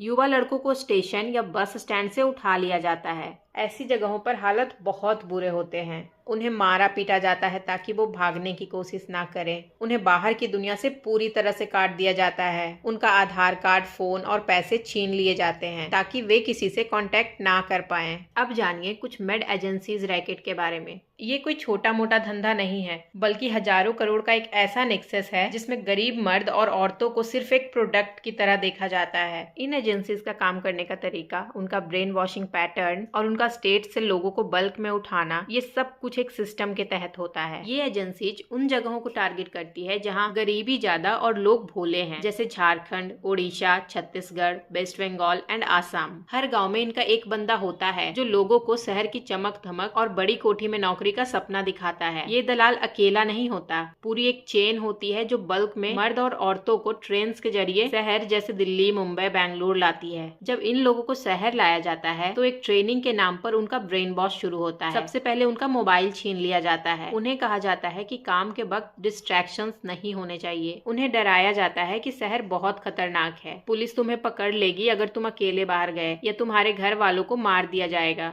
इन लोगों को नए नाम या फेक एड्रेस दिए जाते हैं ताकि इनकी असली पहचान मिटा दी जाए। काम करने वालों को कहा जाता है तुम्हारे पैसे हम जमा कर रहे हैं, जब तुम गांव जाओगे तो एक साथ देंगे, पर वो दिन कभी नहीं आता। उन्हें खाने रहने का खर्च इतना ज्यादा बताया जाता है कि वो हमेशा एजेंसी के कर्ज में रहते हैं। बिना पैसे के उनसे 18-20 घंटे काम करवाए जाते हैं। महिलाओं का सेक्सुअल एक्सप्लॉयटेशन होता है। अगर कोई विरोध करता है तो उसे मारा पीटा जाता है और खाना बंद कर दिया जाता है। ये एजेंसीज सोशल मीडिया और ऑफलाइन होर्डिंग्स पर रजिस्टर्ड एजेंसी का टैग लगाती है, पर इनमें से 90% के पास वैलिड लाइसेंस नहीं होता। ये लोग रिप्लेसमेंट के नाम पर एक ही इंसान को 10 जगह बेचते हैं और हर जगह से कमीशन लेते हैं। एजेंसीज अमीर होता जा रहा है और काम करने वाले सिर्फ एक मॉडर्न स्लेव बनकर रह गए हैं। इन लोगों से ब्लैंक पेपर पर अंगूठा लगवाया जाता है जिसका बाद में गलत इस्तेमाल होता है। हमें लोगों को जगाना होगा कि बिना बैकग्राउंड चेक किए किसी भी एजेंसी से काम वाला ना रखें, और अगर रखें तो सीधा उनके हाथ में सैलरी दें और उनका आईडी चेक करें। कई बार तो घर में अगर बीवी प्रेग्नेंट होती है तो मर्द अपनी मेड के साथ संबंध बना लेता है। इस रैकेट में सिर्फ मर्द नहीं, औरतें भी गुनहगार होती है। एजेंसी चलाने वाली औरतें लड़कियों को समझाती है कि ये तुम्हारी किस्मत है, अगर लड़की प्रेग्नेंट हो जाए तो उसे और मारा जाता है, पीटा जाता है, जिससे उसका मिसकैरेज हो जाए और वो वापस काम पर लग सके। ये एजेंसीज दरअसल इंसानी मंडी हैं। आज आपको लग रहा है कि आप अमीर हैं, आपका बच्चा कॉन्वेंट स्कूल जाता है तो वो सेफ है। गलत। ट्रैफिकर्स ने आपकी दीवारों में ऑनलाइन सुरंग बना ली है। अगर आज आपने इस जड़ को खत्म करने में मेरा साथ नहीं दिया तो याद रखिए, ये जो 7 मिनट में एक बच्चा किडनैप हो रहा है वो भी रजिस्टर्ड, कल 1 मिनट में होगा और उस 1 मिनट में शिकार होने वाला बच्चा आपका भी हो सकता है। अभी भी वक्त है, जाग जाइए इससे पहले कि देर हो जाए। चलिए थोड़ा सा डिटेल में ऑनलाइन ट्रैफिकिंग को देखते हैं। आज लोग अपने घरों के दरवाजे बंद करके चैन से सो रहे हैं, ये सोचकर कि उनका बच्चा सेफ है, पर वो ये भूल रहे हैं कि डिजिटल एरा में दुश्मन दरवाजे से नहीं, उनके बच्चे के फोन की स्क्रीन से घर के अंदर घुस चुका है। अब कोई दीवार सेफ नहीं है। पहले ट्रैफिकर्स को गलियों में घूमना पड़ता था, अब वो घर के ड्राइंग रूम में बैठे बच्चे तक पहुंच रहे हैं। फेक आईडीज के जरिए वो अमीर और मिडिल क्लास घरों की लड़कियों से दोस्ती करते हैं, उन्हें मॉडलिंग या ऑनलाइन फेम का लालच देते हैं, लड़कियों को ब्लैकमेल करके उससे गंदे काम करवाए जाते हैं और उन्हें ऑनलाइन लाइव स्ट्रीम पर बेचा जाता है। इसमें लड़की घर से गायब नहीं होती, पर उसका शोषण हर मिनट हो रहा होता है। क्या आपको पता है बच्चों के ऑनलाइन गेम्स के चैट रूम में भी ट्रैफिकर्स बैठे हैं जो उनकी मानसिकता को धीरे धीरे बदलते हैं। अमीर और मिडिल क्लास लोग समझते हैं कि ये सब तो गरीबों के साथ होता है, ये उनकी सबसे बड़ी भूल है। ट्रैफिकर्स जानते हैं कि मिडिल क्लास घरों में इज्जत का डर सबसे ज्यादा होता है, वो इसी डर का फायदा उठाते हैं। एक बार लड़की फंस गई तो वो इज्जत के डर से किसी को बताती नहीं और दलदल में धंसती जाती है। अब ट्रैफिकर्स को लोकल कोठों के लिए लड़कियां नहीं चाहिए, उन्हें हाई प्रोफाइल क्लाइंट के लिए एजुकेटेड लड़कियां भी चाहिए। इसलिए अब कोई घर सेफ नहीं रहा। जब तक हर इंसान बढ़ चढ़कर इसमें हिस्सा नहीं लेगा, देश 100% बर्बाद हो जाएगा। माँ बाप को अपने बच्चों का डिजिटल दोस्त बनना पड़ेगा, सिर्फ फोन देकर काम खत्म नहीं होता। इन मुद्दों पर डाइनिंग टेबल पर बात करनी होगी। बच्चों को बताना होगा कि ऑनलाइन ग्रूमिंग क्या होती है। अगर आपके पड़ोस में कुछ गलत हो रहा है तो ये मत कहिए कि मेरा क्या लेना देना, कल वो आग आपके घर तक भी आएगी। और ये जो कंटेंट क्रिएशन के नाम पर अश्लीलता परोसी जा रही है, ये दरअसल उसी ट्रैफिकिंग और एक्सप्लॉयटेशन का डिजिटल फेस है। सोफिया अंसारी जैसे क्रिएटर जो कंटेंट डालते हैं वो सिर्फ इंटरटेनमेंट नहीं है, वो एक बहुत बड़े गंदे बिजनेस का रास्ता खोलता है। इंस्टाग्राम और यूट्यूब पर जो सॉफ्ट पॉर्न कंटेंट, अधनंगे कपड़े, गंदे इशारे डाला जाता है वो एक जहर की तरह है। क्या इंडियन पॉलिटिशियंस को उसकी आईडी नहीं दिखती है? वो आईडी इंस्टाग्राम पे है भी कैसे? और अगर रखना ही है तो कपड़े पहने क्यों है? वो कपड़े नाम के क्यों पहने हैं भाई? हटा दो सारे। जब इतना दिखाने का शौक है तो क्यों थोड़ा सा छुपाना, उसको भी हटाओ। और followers 15.5 million, oh my God, क्या फेम है। इन्हीं सबको देखकर बच्चे शॉर्टकट लेने का सोचते हैं। और जो एजुकेशन के पेजेस होते हैं उस पे तो इतने फॉलोअर्स नहीं दिखते हैं। मैंने तो नहीं देखा इतना फॉलोअर्स या सब्सक्राइबर्स किसी एजुकेशन वाले पेज पे या कोई पॉडकास्ट वाले भी चैनल पे कि इतना फॉलोअर्स मुश्किल से गिन चुन के कोई होगा। जब लोग ऐसे कंटेंट को हर रोज देखते हैं तो उनके दिमाग में औरतों की इज्जत कम होने लगती है। उन्हें लगता है कि औरत सिर्फ एक सामान है, ऑब्जेक्ट है। यही सोच आगे चलकर ट्रैफिकिंग और रेप जैसी क्राइम्स की वजह बनती है। मैंने कहा ना, ये जड़ से खत्म करने वाली चीज है। अगर जड़ से खत्म नहीं होगा तो ये वैसा ही चलते रहेगा और रेपिस्ट आते रहेंगे, बस नारे पे नारे लगते रहेंगे और इंसाफ के नाम पर कुछ नहीं होगा।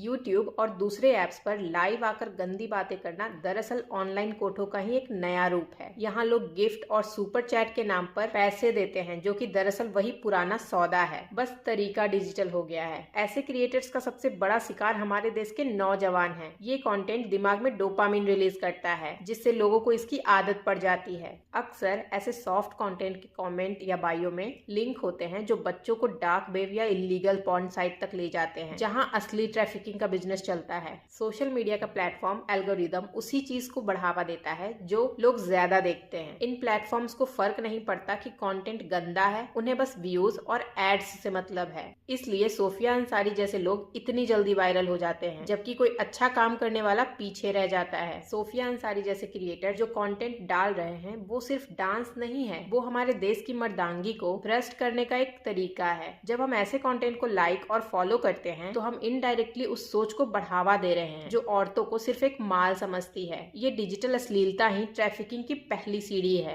क्या हम अपने बच्चों को यही दिखाना चाहते हैं? इसका सॉल्यूशन सिंपल है। ऐसे अकाउंट्स को सेक्सुअल कंटेंट के लिए मास रिपोर्ट करना होगा ताकि प्लेटफॉर्म उन्हें बैन करे। गवर्नमेंट को कंटेंट रेगुलेशन पर सख्त कानून बनाने होंगे जहां सोशल मीडिया और पोर्नोग्राफी के बीच की लकीर साफ हो। हम जैसे लोग जब सच्चाई दिखाएंगे तभी लोग इन गंदे क्रिएटर्स को छोड़कर असलियत से जुड़ेंगे। बच्चों और यंग लोगों को लगता है कि स्नैपचैट पर फोटो भेजी या व्हाट्सएप पर डिलीट कर दी तो वो गायब हो गई, पर सच्चाई ये है हर एक डेटा सर्वर पर स्टोर होता है। अगर आपने यहाँ से डिलीट भी किया तो कंपनी के सर्वर पर वो रहता है। पुलिस और हैकर्स ऐसे सॉफ्टवेयर इस्तेमाल करते हैं जो डिलीट की हुई फाइल्स को भी रिसाइकल बिन के गहरे हिस्सों से निकाल लेते हैं। सामने वाला इंसान स्क्रीनशॉट ले सकता है या दूसरे फोन से फोटो खींच सकता है। एक बार वो फोटो किसी के पास गई तो वो पब्लिक प्रॉपर्टी बन गई। ट्रैफिकर्स ऐसे ही लीक्ड डेटा का इंतजार करते हैं। एक बार अगर किसी की न्यूड फोटो लीक हुई तो उसे ब्लैकमेल करके उसे ट्रैफिकिंग के दलदल में ढकेलना उनके लिए आसान हो जाता है। वो उम्र ही ऐसी है कि कोई भी पसंद आ जाएगा। 13 से 18 साल की उम्र में दिमाग में डोपामिन और ऑक्सीटोसिन का लेवल इतना हाई होता है कि बच्चा प्यार और ग्रूमिंग के बीच का फर्क नहीं समझ पाता। आजकल बच्चों को इंस्टाग्राम पर लाइक्स और किसी का अटेंशन इतना पसंद आता है कि वो अपनी सेल्फ रिस्पेक्ट भूल जाते हैं। ट्रैफिकर्स इसी का फायदा उठाते हैं। वो स्वीट बनते हैं, प्यार का नाटक करते हैं और फिर न्यूड्स या पर्सनल वीडियोस मांगते हैं ताकि बाद में ब्लैकमेल कर सके। आजकल एक नया डर अंकल आंटी बनकर आपके डीएम में घुसा है। ये लोग आपसे दोस्ती करेंगे, मीठी बातें करेंगे और फिर एक वीडियो कॉल, सिर्फ एक वीडियो कॉल आपकी पूरी जिंदगी दुश्वार कर देगी। वो आपकी वीडियो रिकॉर्ड करेंगे, उसे एडिट करेंगे और फिर शुरू होगा इज्जत का सौदा। दोस्तों, अगर आपके साथ ऐसा हो तो डिप्रेशन में मत जाइए, डर के मारे पैसे मत दीजिए, क्योंकि आप जितना डरेंगे ये दरिंदे उतना ही आपका गला दबाएंगे। चुप मत रहिए, आवाज उठाइए। आज हमें लगता है कि बच्चों को ये सब नहीं बताना चाहिए, वो बिगड़ जाएंगे, पर सच्चाई ये है कि अगर आपने उन्हें सही रास्ता नहीं दिखाया तो इंटरनेट उन्हें गलत रास्ता दिखाने के लिए तैयार बैठा है। जब हम घर में खामोश रहते हैं तो बच्चा सोफिया अंसारी जैसे लोगों को देखकर उसे ही नॉर्मल समझने लगता है। वो दोस्तों की बातों में आकर अपनी जिंदगी का सौदा कर लेता है। पेरेंट्स जाग जाइए, आपकी खामोशी उन दरिंदों का सबसे बड़ा हथियार है। और अगर कोई पेरेंट इस वीडियो को सुन रहे हैं तो आप अपने बच्चे के फॉलोइंग में जाकर जरूर चेक करिए सोफिया अंसारी को फॉलो तो नहीं कर रखा,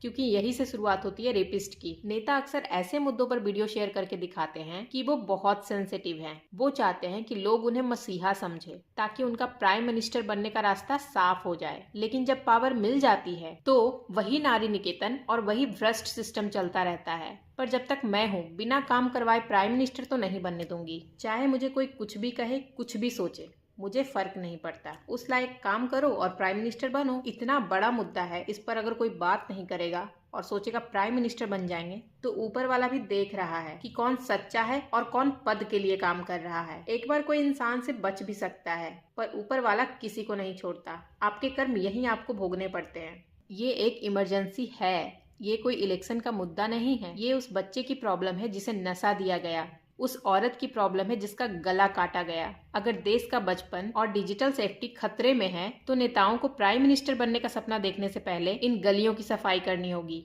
आज मुझे ना कोई अफसोस नहीं है कि मैंने सीए डिग्री छोड़ दी, ग्रेजुएशन नहीं किया। अगर मैं वो सब कर भी लेती तो हमारे देश की इतनी बड़ी सच्चाई को बाहर कौन लाता। आज के बच्चे फंस रहे हैं, कल को उनके बच्चे फंसेंगे। ये सिस्टम तो खत्म ही नहीं होगा अगर इसको जड़ से खत्म नहीं किया गया। और इसमें किसी के भी बच्चे हो सकते हैं, कोई बड़ी चीज नहीं है। डिग्री हमें झूठी सुरक्षा देती है। हमें लगता है कि हम पढ़ लिख गए तो हमारे बच्चे सेफ हैं, पर डिजिटल ब्लैकमेलर्स और ट्रैफिकर्स को आपकी डिग्री से कोई मतलब नहीं है। अगर हम आज इस जड़ को नहीं उखाड़ते तो कल कोई भी सीए, डॉक्टर या इंजीनियर अपने बच्चों को इस दलदल से नहीं बचा पाएगा, क्योंकि नेताओं की नाकामयाबी के वजह से सिस्टम ही खोखला है। दोस्तों, क्या आप भी मॉडल बनना चाहते हैं? क्या आपको भी लगता है कि रैंप पर चलना और बड़ी मैगजीन्स के कवर पर आना ही असली कामयाबी है? आज मैं आपको उस नर्क की सच्चाई बताऊंगी जहां एक पोर्टफोलियो बनवाने के नाम पर आपकी इज्जत का सौदा होता है। और सबसे बड़ी बात, ये कहानी सिर्फ लड़कियों की नहीं, लड़कों की भी है। एक लड़की जब मॉडल बनने का सपना लेकर शहर आती है तो उसे सबसे पहले मिलते हैं फेक कास्टिंग डायरेक्टर्स। वो कहते हैं कि तुम्हारा चेहरा तो अच्छा है पर तुम्हें कॉम्प्रोमाइज करना पड़ेगा। उन्हें ऑडिशन के नाम पर होटल के कमरे में बुलाया जाता है। उन्हें नंगा होने पर मजबूर किया जाता है, ये कहकर कि हमें तुम्हारी बॉडी लाइन देखनी है। अगर लड़की मना कर देती है तो उसे ब्लैकलिस्ट कर दिया जाता है, और अगर वो हाँ करती है तो वो सिर्फ एक स्कॉट बनकर रह जाती है। उनके साथ ऐसी घिनौनी हरकतें की जाती है जिन्हें बयां करना भी मुश्किल है। उन्हें पोटा पोटी जैसी पार्टी में भेज दिया जाता है जहां अमीर लोग उन्हें जानवर समझते हैं। चलिए थोड़ा पोटा पोटी को जानते हैं। दुबई सिर्फ बुर्ज खलीफा और महंगी गाड़ियों का शहर नहीं है। उस चमक धमक के पीछे एक ऐसा नर्क है जहाँ इंसानियत का हर रोज दम टूटता है। इसी को पोटा पोटी पार्टीज कहते हैं। एक ऐसा नाम जो सुनने में शायद अजीब लगे पर इसका सच आपको उल्टी करवा देगा। यहाँ खेल शुरू होता है इंस्टाग्राम और सोशल मीडिया से। हमारी देश की और दुनिया भर की यंग मॉडल्स और इन्फ्लुएंसर को लग्जरी लाइफ का लालच दिया जाता है। उन्हें कहा जाता है कि दुबई आइए, बड़े बड़े शेखों की प्राइवेट पार्टीज में शामिल होइए, लाखों रुपए कमाइए और डिजाइनर बैग्स और गहने ले जाइए। इन मासूम लड़कियों को लगता है उनका सपना सच हो रहा है, पर वो दरअसल एक मौत के जाल में कदम रख रही होती है। इन सीक्रेट पार्टीज में अमीर अरब व्यापारी और सिख लड़कियों को सिर्फ सेक्सुअल प्लेजर के लिए नहीं बुलाते, वो उन्हें इंसानी शौचालय, ह्यूमन टॉयलेट की तरह इस्तेमाल करते हैं। लड़कियों को मजबूर किया जाता है कि वो उन दरिंदों की गंदगी को, मल मूत्र को अपने शरीर पर झेले और उसे खाए। उन पर थूका जाता है और उन्हें जानवरों से भी बदतर ट्रीट किया जाता है। उनको बांध दिया जाता है ताकि वो हिल भी ना सके और ज्यादातर लोग उनके फेस पर ही पॉटी करना चाहते हैं। उन्हें मारा पीटा जाता है, उनके बाल नोच लिए जाते हैं और मक्खियां भिन भिनाते रहती हैं, पर वो लड़की कुछ नहीं कर पाती। ये सिर्फ शारीरिक शोषण नहीं है, ये रूह तोड़ने का तरीका है। उन्हें गंदी गालियां दी जाती है और हर पल ये एहसास कराया जाता है कि तुमने पैसा लिया है तो अब तुम इंसान नहीं, सिर्फ हमारा खिलौना हो। उनका पासपोर्ट छीन लिया जाता है ताकि वो कभी वापस ना जा सके। कई बार उनके सेंसिटिव पार्ट पर चूना और मिर्ची तक लगा दी जाती है ताकि वो डर के मारे कभी पलटकर जवाब ना दे सके। और प्राइवेट पार्ट में गन तक तान देते हैं बस उनके चेहरे पर खौफ देखने के लिए। वहाँ के लोग इन लड़कियों को टॉर्चर करते वक्त कहते हैं, हमारे घर की औरतें तो पर्दे में रहती है, तुम बाहर से यहाँ ये सब करने आई हो तो तुम्हारी कोई इज्जत नहीं। वो उन्हें मजबूर करते हैं और फिर उन्हें ही कैरेक्टरलेस बोलकर उनका हौसला तोड़ देते हैं। ये उनका एक सिस्टमेटिक तरीका है लड़कियों को चुप रखने का। ये कोई कहानी नहीं है। कुछ वक्त पहले ही दुबई के सड़क पर एक 20 साल की मॉडल मिली थी। उसका जिस्म खून से लथपथ था, उसके हाथ पैर और रीढ़ की हड्डी टूटी हुई थी। वो उनकी हवस और इस पोटा पोटी टॉर्चर का शिकार हुई थी। वो चीख रही थी, वहां सुनने वाला कोई नहीं था। दोस्तों, क्या पैसा इतना बड़ा हो गया है कि इंसान का सौदा कचड़े की तरह किया जाए? ये हाई प्रोफाइल पार्टीज दरअसल दरिंदों का अड्डा है। आज मैं उन सभी लड़कियों को चेतावनी देना चाहती हूँ जो इन चमक धमक के पीछे भाग रही है। अपनी इज्जत और अपनी जान का सौदा मत कीजिए। ये नरक है जहाँ से वापस आने का रास्ता नहीं मिलता। अब जानिए लड़कों का शोषण, गिगोलो ट्रैप। हम अक्सर सोचते हैं कि मर्द सुरक्षित हैं, पर मॉडलिंग इंडस्ट्री में लड़कों का शोषण और भी ज्यादा होता है। कई बार लड़कों को बड़े मेल डिजाइनर्स और एजेंट्स के साथ सोने पर मजबूर किया जाता है कि अगर टॉप मॉडल बनना है तो ये सब तो करना ही पड़ेगा। जिन लड़कों को काम नहीं मिलता उन्हें धीरे धीरे गिगोलो मार्केट में ढकेल दिया जाता है। वहाँ उन पर ऐसी गंदी फेटिसेस निकाली जाती है जिसमें उन्हें मारा जाता है, उन पर गंदगी की जाती है और उन्हें ड्रग्स का आदी बना दिया जाता है। कल ही मैं एक पर्सन को सुन रही थी जिसके साथ ये सारी चीजें हुई थी। वो ये भी बता रहा था उन्हें ऐसे ड्रग्स दिए जाते हैं कि वो देख तो सकते हैं कि मेरी बॉडी के साथ क्या हो रहा है, पर वो कुछ कर नहीं सकते। उनका बॉडी काम ही नहीं कर रहा होता है और लड़कियां ही सेक्स टॉय पहनकर उनको पलटकर उनके साथ गंदी हरकतें करती हैं। एक बार जो इस चीज में लड़के फंस जाते हैं फिर उनका निकलना बहुत मुश्किल होता है। उनके वीडियोस बना लिए जाते हैं, उनको टॉर्चर किया जाता है कि अगर तुम नहीं करोगे तो तुम्हारे घर वालों को ये वीडियोस भेज देंगे। न्यूड सूट्स भी कराए जाते हैं जो कि सबसे बड़ा हथियार है इन ब्लैकमेलर्स का। शुरुआत में आर्टिस्टिक बोलकर उनकी फोटोज या वीडियोस बनाई जाती है और बाद में वही फोटोज उन्हें चुप रहने के लिए इस्तेमाल होती है। उन्हें धमकाया जाता है कि अगर वो पुलिस के पास गए तो उनके परिवार को वो सब दिखा देंगे। इन लड़के लड़कियों को भी सस्ते ड्रग्स दिए जाते हैं ताकि वो बिना खाए पिए घंटों काम कर सके और हमेशा दुबला दिखे। कई मॉडल्स को एनोरेक्सिया जैसी बीमारियां हो जाती है। जब तक वो सुंदर दिखते हैं इंडस्ट्री उनका खून चूसती है और जैसे ही चेहरे पर थकान आती है उन्हें कचरे की तरह बाहर फेंक दिया जाता है। दोस्तों, सपना देखना गलत नहीं है, पर अंधा होकर किसी के जाल में फंसना मौत को बुलावा देना है। ग्लैमर की चमक के पीछे छुपी इस गंदगी को पहचानिए। अपनी इज्जत से बड़ा कोई रैंप वॉक नहीं होता। नोएडा के कुछ एरियाज पिछले कुछ सालों में specially greater Noida cross border human trafficking के वजह से काफी न्यूज में रहे हैं। ये एक बहुत ही सेंसिटिव इंटरनेशनल इशू है। ग्रेटर नोएडा और नोएडा के कुछ सेक्टर में कई बार ऐसी न्यूज आती है जहां अफ्रीकन नेशनल्स इस धंधे में पाए जाते हैं, जिनमें युगांडा, नाइजीरिया और केन्या के लड़के लड़कियां शामिल होते हैं। इन लोगों को उनके देश में लालच दिया जाता है कि इंडिया में उन्हें सस्ती एजुकेशन मिलेगी या फिर एक्सपोर्ट इम्पोर्ट का बड़ा बिजनेस करने का मौका मिलेगा। लेकिन यहाँ आते ही उनका पासपोर्ट और वीजा उनके हैंडलर्स छीन लेते हैं। जो अक्सर उनके अपने ही देश के लोग होते हैं। यहाँ बहुत सारी प्राइवेट यूनिवर्सिटीज हैं, इसलिए फॉरेन नेशनल्स का होना आम बात लगती है और किसी को जल्दी शक नहीं होता। यहाँ बड़े बड़े खुले सेक्टर्स में फ्लैट्स मिल जाते हैं जहाँ ये लोग ग्रुप में रह सकते हैं। दिल्ली के पास होने की वजह से क्लाइंट तक पहुँचना आसान होता है। इन लोगों को ड्रग पेडलिंग या सेक्स वर्क में ढकेला जाता है। अगर वो मना करते हैं तो उन्हें डराया जाता है कि उनका वीजा एक्सपायर हो चुका है और पुलिस उन्हें जेल में डाल देगी। अब जानते हैं सेक्स टूरिज्म क्या होता है। इसका मतलब यह होता है कि जब कोई व्यक्ति अपने शहर या देश को छोड़कर किसी दूसरी जगह सिर्फ इस मकसद से जाता है ताकि वो वहाँ सेक्सुअल एक्टिविटीज या सर्विसेज ले सके। सेक्स टूरिज्म उन देशों या शहरों में ज्यादा होता है जहाँ सेक्स वर्क या तो लीगल होता है या फिर कानून बहुत ढीला होता है। अमीर देशों के लोग गरीब देशों में जाते हैं क्योंकि वहाँ ये सर्विसेज सस्ती मिलती है। कुछ जगहों पर होटल्स, बार और ट्रैवल एजेंट्स मिलकर इसे एक पैकेज की तरह बेचते हैं। थाईलैंड, नीदरलैंड, ब्राजील और फिलीपींस, इन सब देशों में ये बहुत मशहूर है और अब इंडिया भी इससे अछूता नहीं रहा। यहाँ भी कई सिटीज में ये सारी चीजें चलती हैं। नॉर्मल टूरिज्म में लोग खाना, कल्चर और नज़ारे देखते हैं, लेकिन सेक्स टूरिज्म में सर्विस मेन फोकस होती है। कई बार इसे एडल्ट टूरिज्म का नाम देकर प्रमोट किया जाता है ताकि ये सुनने में गलत ना लगे। चलिए जानते हैं थोड़ा स्किन ट्रैफिकिंग के बारे में। हम गोरा होने के पीछे इतने पागल हैं कि हमें ये नहीं दिखती कि इस ब्यूटी इंडस्ट्री के पीछे कितना बड़ा स्किन ट्रैफिकिंग का नशा और जुर्म छुपा है। कॉस्मेटिक सर्जरीज और स्किन ट्रीटमेंट में इंसानी स्किन की बहुत डिमांड है। ग्राफ्टिंग के लिए और बड़े बड़े अमीर लोगों की स्किन को यंग रखने के लिए नेपाल और नॉर्थ ईस्ट लड़कियों को टारगेट किया जाता है। कई बार लड़कियों को स्किन ट्रीटमेंट या नौकरी के नाम पर लाया जाता है और उनके शरीर से स्किन की लेयर्स निकाल ली जाती है। आजकल हर किसी को पाउटी लिप्स और साफ फीचर्स चाहिए। इसके लिए जो केमिकल्स और फिलर्स यूज होते हैं उनका एक इलीगल मार्केट है। कुछ इलीगल लैब्स ऐसी हैं जो इंसानी टिश्यूज से कोलेजन निकालकर फिलर्स बनाती है। ये फिलर्स सस्ते होते हैं और इलीगल क्लिनिक्स में अमीर औरतों और सेलिब्रिटीज को दिए जाते हैं। नेपाल के गांव में लड़कियों को थोड़ा पैसा देकर उन्हें ऐसी मेडिसिन दी जाती है जो उनकी बॉडी में एक्स्ट्रा कोलेजन या टिश्यूज पैदा करती है और फिर सर्जरी से उन्हें निकाल लिया जाता है। अमीरों के चेहरे पर से झुर्रियां हटाने के लिए या उन्हें एवरग्रीन दिखाने के लिए जो स्किन ग्राफ्टिंग होती है उसके लिए लाइव डोनर्स की ट्रैफिकिंग होती है। एक लड़की की स्किन की किस्मत सिर्फ इसलिए खराब है क्योंकि वो गोरी है। उसे एक प्रोडक्ट की तरह देखा जाता है जिसका हर अंग बेचा जा सकता है।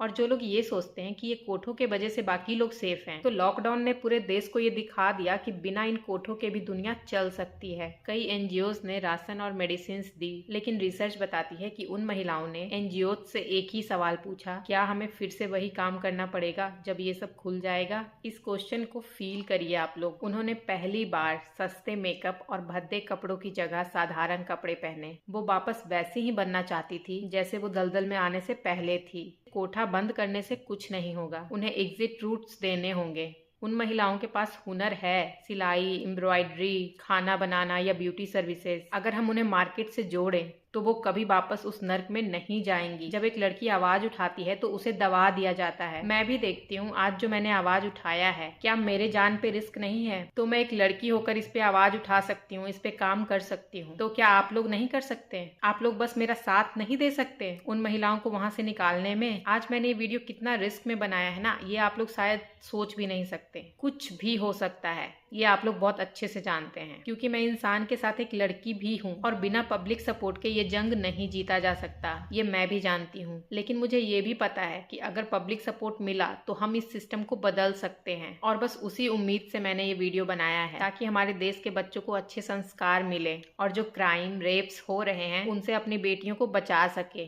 अवेयरनेस ही एकमात्र हथियार है जो इस 7 मिनट के साइकिल को तोड़ सकता है। बिना अवेयरनेस के कितने भी कानून बन जाएं, ट्रैफिकर्स हमेशा कोई ना कोई नया रास्ता ढूंढ ही लेंगे। ट्रैफिकिंग एक ऐसा जुर्म है जहां रेस्क्यू से ज्यादा प्रिवेंशन जरूरी है। अवेयरनेस का पहला उसूल ये है कि अगर कोई चीज जरूरत से ज्यादा अच्छी लग रही है, जैसे बिना किसी मेहनत का लाखों की नौकरी या कोई अनजान लड़का जो 2 दिन में शादी के वादे कर रहा है, तो वो खैरत नहीं, साजिश है। अवेयरनेस से लोग रेड फ्लैग्स, खतरे के निशान को पहचान पाते हैं, जिन्हें वो पहले किस्मत या प्यार समझ लेते थे। लोग अनजान लोगों को अपनी लोकेशन और प्राइवेट पिक्स भेज देते हैं। अवेयरनेस बताती है कि आपका सेंड बटन किसी की कमाई का जरिया बन सकता है। जब घर में लड़ाई हो या लड़की परेशान हो, तभी ट्रैफिकर्स सहारा बनकर आते हैं। अवेयरनेस का मतलब है ये जानना कि सहारा देने वाला हर शख्स फरिश्ता नहीं होता। शादी से पहले लड़के के घर की जांच पड़ताल करना शक नहीं बल्कि सुरक्षा है। अवेयरनेस लड़कियों को को ये हिम्मत देती है कि वो सवाल पूछे। जो पिंप होते हैं वो हमेशा गुंडा नहीं दिखता, वो एक प्यारी दीदी या भालू भैया बनकर भी आ सकता है। लड़कियों को ये सीखना होगा कि किसी अनजान का दिया हुआ खाना या लिफ्ट मना करना बदतमीजी नहीं बल्कि होशियारी है। अवेयरनेस का मतलब है ये जानना कि अगर आप फंस गए हैं तो 112 या 1091 वुमेन हेल्पलाइन पर कॉल कैसे करना है या बिना बोले सिग्नल कैसे देना है। अवेयरनेस सिर्फ लड़कियों के लिए नहीं, मर्दों और पड़ोसियों के लिए भी जरूरी है। अगर आप देखते हैं कि किसी घर में किसी लड़की को बंद रखा गया है या कोई बच्चा लगातार रो रहा है तो अपने काम से काम रखना बंद करें। आपकी एक कॉल किसी का नर्क खत्म कर सकती है। मर्दों को ये समझना कि कोठे पर जाना मर्दांगी नहीं बल्कि एक घिनौना जुर्म है। दोस्तों, ये वीडियो मैं सिर्फ व्यू के लिए नहीं बल्कि आपकी सुरक्षा के लिए बना रही हूँ, क्योंकि एक ट्रैफिकर आपकी गरीबी या मजबूरी से नहीं बल्कि आपकी अनअवेयरनेस से जीतता है। जिस दिन आप जाग जाएंगे उस दिन ये कोठों का कारोबार उजड़ जाएगा। दोस्तों, अब हेल्प के लिए यूनिवर्सल सिग्नल को समझते हैं, हैंड जेस्चर्स, जिससे आप किसी की भी मदद कर सकते हो, बस उन्हें ये जानकारी देकर या तो उस सिग्नल को पहचान कर। ये वीडियो का सबसे लाइफ सेविंग पार्ट है, क्योंकि जैसा हमने पहले बात किया, लड़कियां अक्सर सर्वेलेंस या नशे की वजह से बोल नहीं पाती, इसलिए उन्हें ये यूनिवर्सल कोड सीखना बहुत जरूरी है। पहला,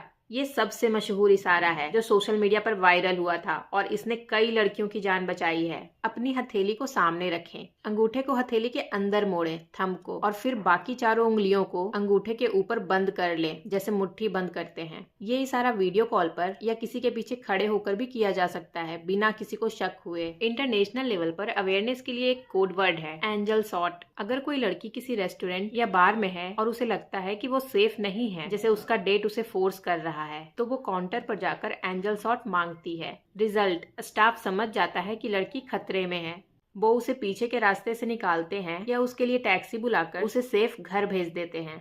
अब जानिए फोन के जरिए कैसे कर सकते हैं अगर आपके पास फोन है। स्मार्टफोन में इमरजेंसी SOS फीचर होता है। पावर बटन को 3 से 5 बार लगातार दबाना ये तुरंत लोकेशन के साथ ट्रस्टेड कांटेक्ट को मैसेज भेज देता है। कई बार लड़कियां 112 या 100 पर कॉल करके पिज्जा ऑर्डर करने का नाटक करती है। ट्रेंड पुलिस ऑपरेटर्स समझ जाते हैं कि वो खुलकर बात नहीं कर सकती और उसका एड्रेस ट्रेस कर लेते हैं। चौथा, आंखों और बॉडी लैंग्वेज से। जब किसी लड़की के हाथ बंधे हो या वो किसी की निगरानी में हो, अगर वो लगातार और अजीब तरीके से आंखें झपका रही हो या आंखों से किसी रास्ते की तरफ इशारा कर रही है, तो ये डिस्ट्रेस का निशान है। अगर कोई लड़का किसी लड़की के साथ है और लड़की बहुत ज्यादा सहमी हुई है, उसके कंधे ऊपर खींचे हुए हैं और वो आई कांटेक्ट नहीं कर रही, तो पड़ोसियों और ऑनलुकर्स को समझना चाहिए कि कुछ गलत है। दोस्तों, ये इशारा याद कर लीजिए। अगर आप किसी को ऐसे करते देखें तो ये मत सोचिए कि वो मजाक कर रहा है। हो सकता है वो आपके सामने खड़ा होकर अपनी जिंदगी की आखिरी भीख मांग रहा हो। आपका एक एक्शन उस 7 मिनट के गुनाह को रोक सकता है।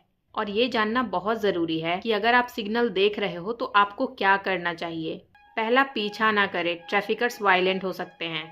सेकंड, वीडियो या फोटो बनाएं, बिना दिखाए सबूत जमा करें। थर्ड, तुरंत रिपोर्ट करें, पुलिस को लोकेशन और हुलिया दें। और अगर आपकी लाइफ में कोई और भी प्रॉब्लम है तो कमेंट में जरूर बताइए। और जाते जाते अपनी सुरक्षा के लिए इस चैनल को सब्सक्राइब करना ना भूलें।